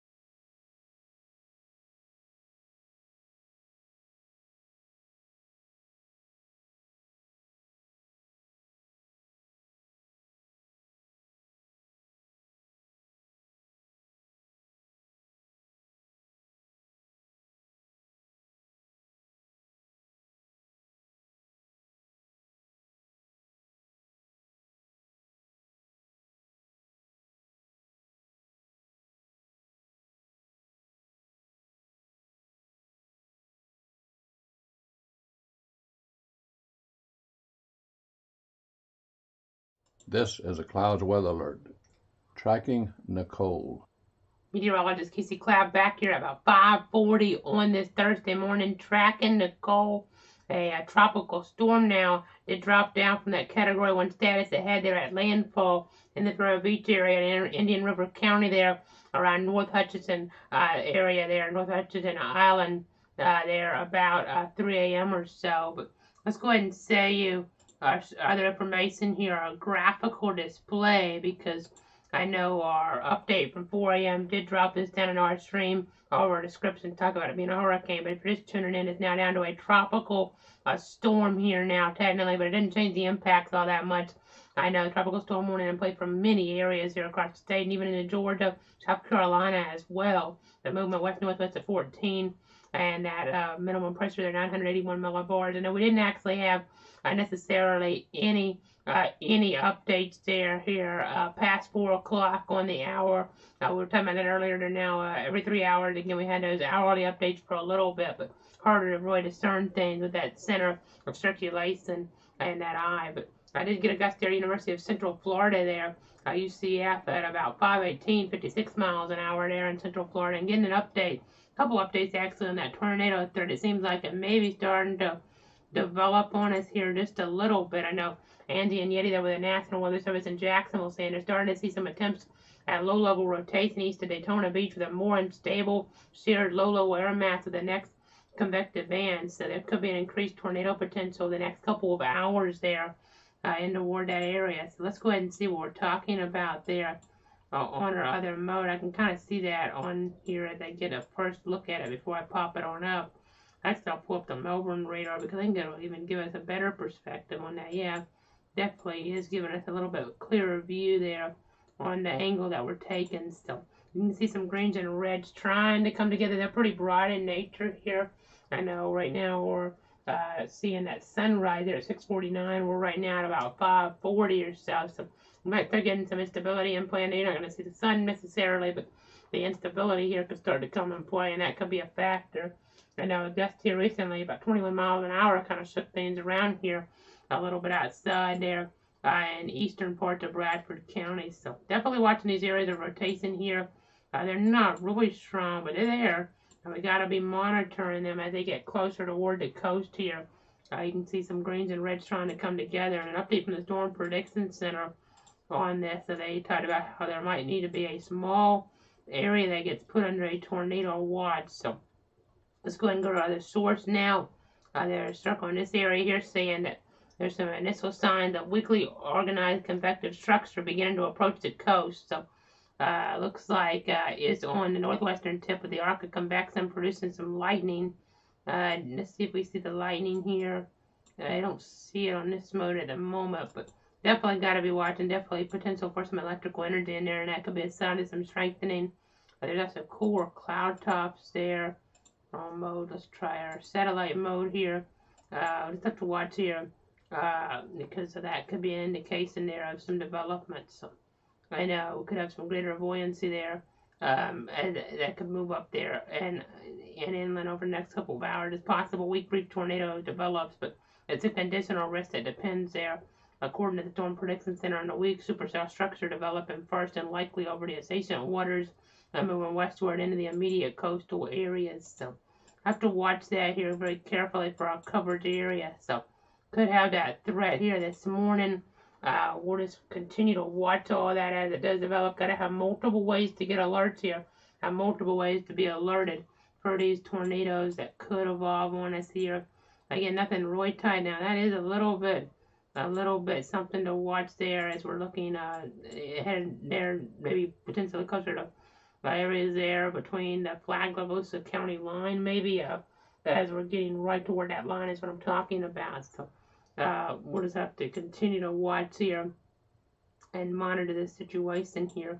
I know it didn't look like that sort of a storm. May not be quite enough for a warning, though. This is a tropical environment, so they might err on the side of caution here. So I know a peak gust here, 64 miles an hour in Volusia County. That starts to knock out some power there in that area. You have to kind of watch for that damaging potential. So that's what we're dealing with here. You see the gust 40, 50, some of them up towards 60. That's again When you get a little more concerned with those gusts to 60 as the center is, if you're wondering, now it seems to be more toward probably Osceola County at this point. I'll back this up.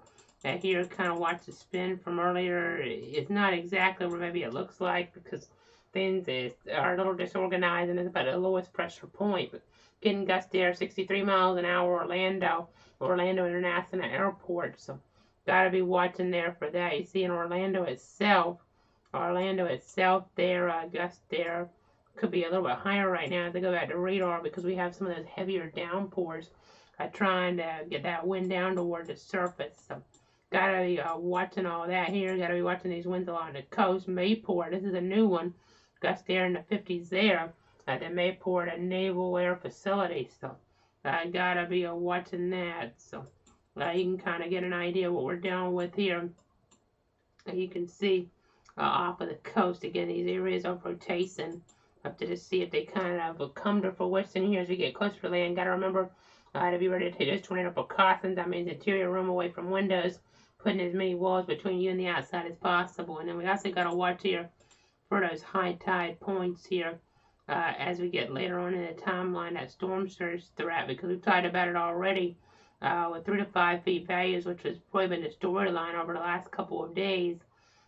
We really just have to be watching because you see comparatively these numbers are up there with Irma and Jean and some of the more prolific surge events, and then same here, Irma, Matthew, Jean with Mayport, and this is coming from the direction of Jean. We'll have to see exactly what happens there with high tide.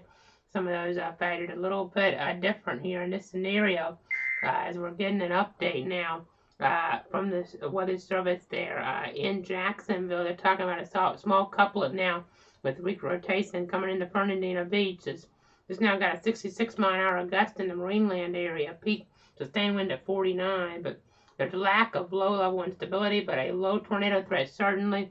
A gust of 50 with a cell moving toward Fernandina Beach. So let's go up there now, see what we have on the Jacksonville radar. I see exactly what we're dealing with there toward Nassau County this morning. Could have some type of tornado warning be issued on us in short order, so we have to be kind of mindful of that threat. I know. We'll kind of give it a little view here as well in just a moment as we kind of just check on our Doppler modes here. I know Daytona Beach gusts at 61 knots, so some stronger winds trying to come to fruition. That's 70.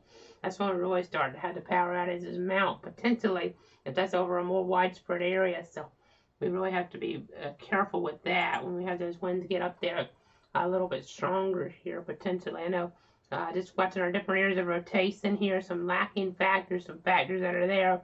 Just have to kind of pay attention here this morning with our tropical storm to see how things are kind of developing on us here, how they're kind of evolving. I want to just make sure we're watching all these storms here to see if we have some circulations.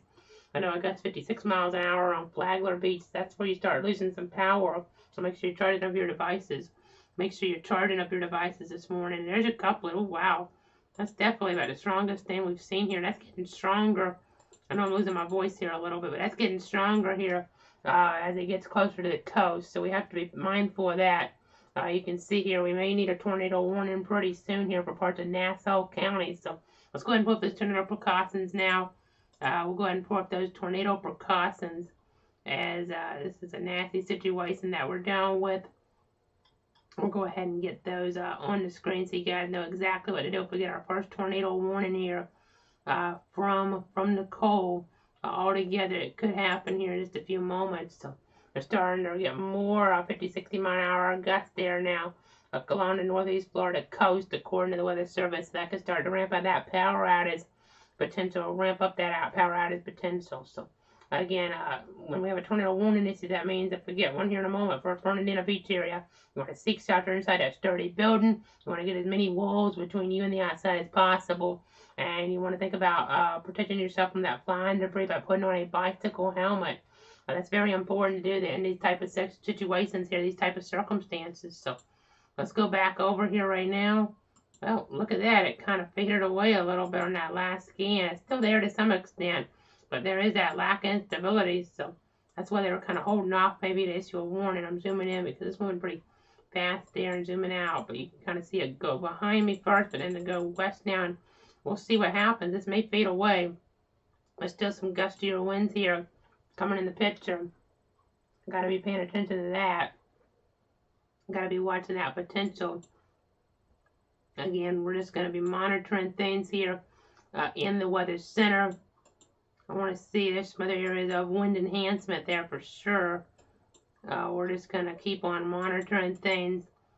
Little areas of rotation here, so just kind of stay tuned as the situation does transpire on us here this morning.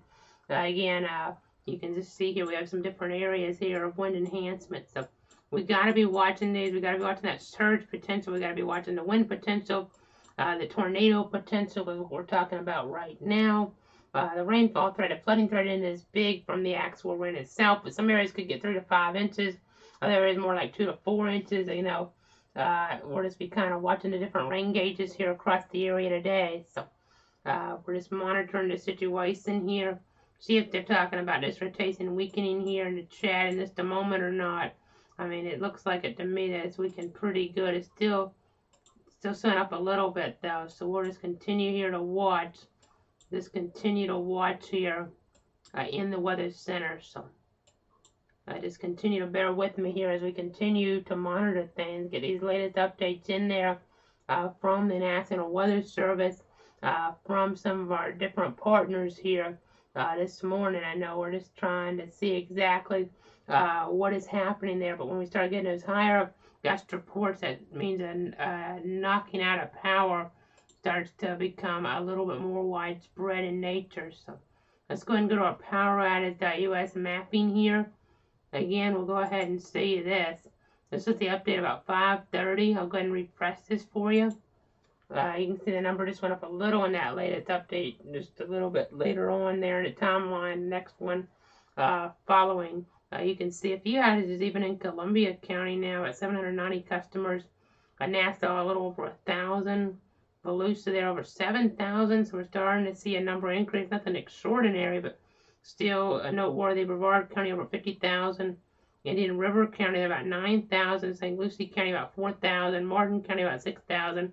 Palm Beach County, I know it's not a high percentage, but over 8,000 there. That's nothing like what you saw there in some of the more eventful storms over the years. But still, you see some other areas, some outages, about 3,000 in Polk County. So seeing some isolated outages in many of these areas, I would call them, and then more scattered outages, if not almost numerous there toward Brevard County at least. So again, we're just going to continue to watch all these different trends here in the Weather Center. Watching all our different modes that we have at our disposal here. It's kind of intriguing to do here from that meteorological standpoint. So let me go ahead. We'll go ahead and come back on camera now. Just want to check some of these areas. See if there's any rotation here. There's still some broad rotations, so we're just going to be watching. That's not really tight, but let's just see if it's kind of something we need to watch maybe more down toward American Beach now in the trend. There's a little bit of something there, and then you see some areas here down in the south. Nothing overlaid extraordinary right now, so that's definitely the good news. But we haven't had any tornado watches or tornado warnings yet, but that could change at a moment's notice. So we're on standby for that here in the Weather Center. And I'm just checking. You see again some of these gusts here in the 50 to 55 range. We talked about the gust there, I believe, already to 66 around Marineland, but getting that reiterated here in the chat from about 30 minutes ago in Flagler County. We're lucky we haven't seen the numbers really ramping up on us here yet, but in terms of the power outages, but that could always change here. I mean, we could always have some damaging issues on our hands. So I just have to continue to watch all this. That looks there like at least a little bit of weak rotation, but that may or may not be enough for them to issue a tornado warning. I would lean right now, if I had to guess, I would say they wouldn't issue one, but it's tropical environment. That structure doesn't look that good, actually, for them to issue one there. So probably won't get one, but we'll be watching, we'll be monitoring things. What I think we're going to do right now here at 5:55, again, I'm in the Weather Center watching things, but we're past that landfall now. We're getting the winds in. We're going to keep this stream going. That's the plan right now. We may change things up. We might cut back into this stream or start a new one. If we get something here pretty quickly, just come right back on. But I'm going to go ahead and leave the radar up here. We're not going to set a certain time to come back on. but I'll be here in the Weather Center watching things. And we'll be here. We'll be back on this morning. Don't worry. Maybe on for a long time. We got to save energy because we have 62 counties to cover. We have tornado threats. Now we have tornado threats. I mean, that could last all the way the end of tomorrow even. So that's what we're going to do at the moment here. We're seeing some of the gusts starting to pick up some. Still dark out there. I mean, at night sometimes things are a little more scary. So that's one reason we've been with you down there for areas, especially to the south. We're starting to see these gusts pick up. So we really don't want to be going outside if you can avoid it toward the coastal areas here, toward the first coast, toward some of these spots here where we're seeing these gusts in the 40-50 range that could start to knock out a little power. We've had some of these gusts here in the 40 range with the nor'easter event that we've been dealing with. So these aren't maybe knocking out extreme amounts of power, though when you get to 66 miles an hour, if that is an accurate reading, I know we sometimes had some issues on some of these gauges, but if that is accurate there toward Marineland, then that would be enough to really start to knock out some power. We got to watch for east erosion there. Have to watch for the dangerous rip current risk. Nobody's to be in the water, of course. You have to watch out for the storm surge, though, 3 to 5 feet above ground level. We've been talking about here. We have to watch along the St. Johns River. We have a lot to watch here with this high tide cycle. So we're watching, we're tracking. We're at 5:56 here right now in the Weather Center.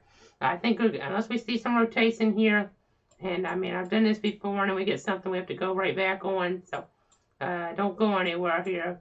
Keep it tuned to this stream until either we come back on and give you another update, or if we go ahead and cut this off, start a new one. Just keep it tuned here. We're watching everything here for you. But I think I'm gonna go ahead and step out of the shot now. I'll just leave you up with the radar right now. So stay tuned, stay safe out there on this Thursday morning. Let me go ahead and leave you with a broad perspective. So when we step out of this shot, it looks a little bit better here. So everybody kind of gets a better idea of what's going on. So we're tracking it all for you. Don't worry. We're on top of things here. But right now, we're just going to take a little break in the coverage here as we approach 6 o'clock. We'll have new viewers joining us here later on as necessary, and probably in long form mode for a while at times. So there's the current radar view. There's your vantage point. I'll step out of the shot right now. Again, we're just continuing to track it all for you here in the Weather Center. It's about protecting you, your friends, and your family here. Been on this stream for about 4 hours or so, so we're going to catch our breath. But of course, the tornado warning is, if we start getting them, or if we start really getting these wind report power outages start mounting up, we won't be able to do that for too long. So we're going to keep this going. Stay tuned, stay safe out there. Thanks so much for tuning in on Facebook, Twitter, YouTube, and Twitch. I know you can subscribe to watch this on YouTube or watch it without subscribing even, but you have Roku there. Roku is a method to watch this on. You can go there, meteorologist Casey Cloud, on the URL. It's youtube.com/@cloudsweather. So something to kind of keep in mind here in this type of situation here. There's different methods and a chart of those devices as those power outage numbers will start going on up.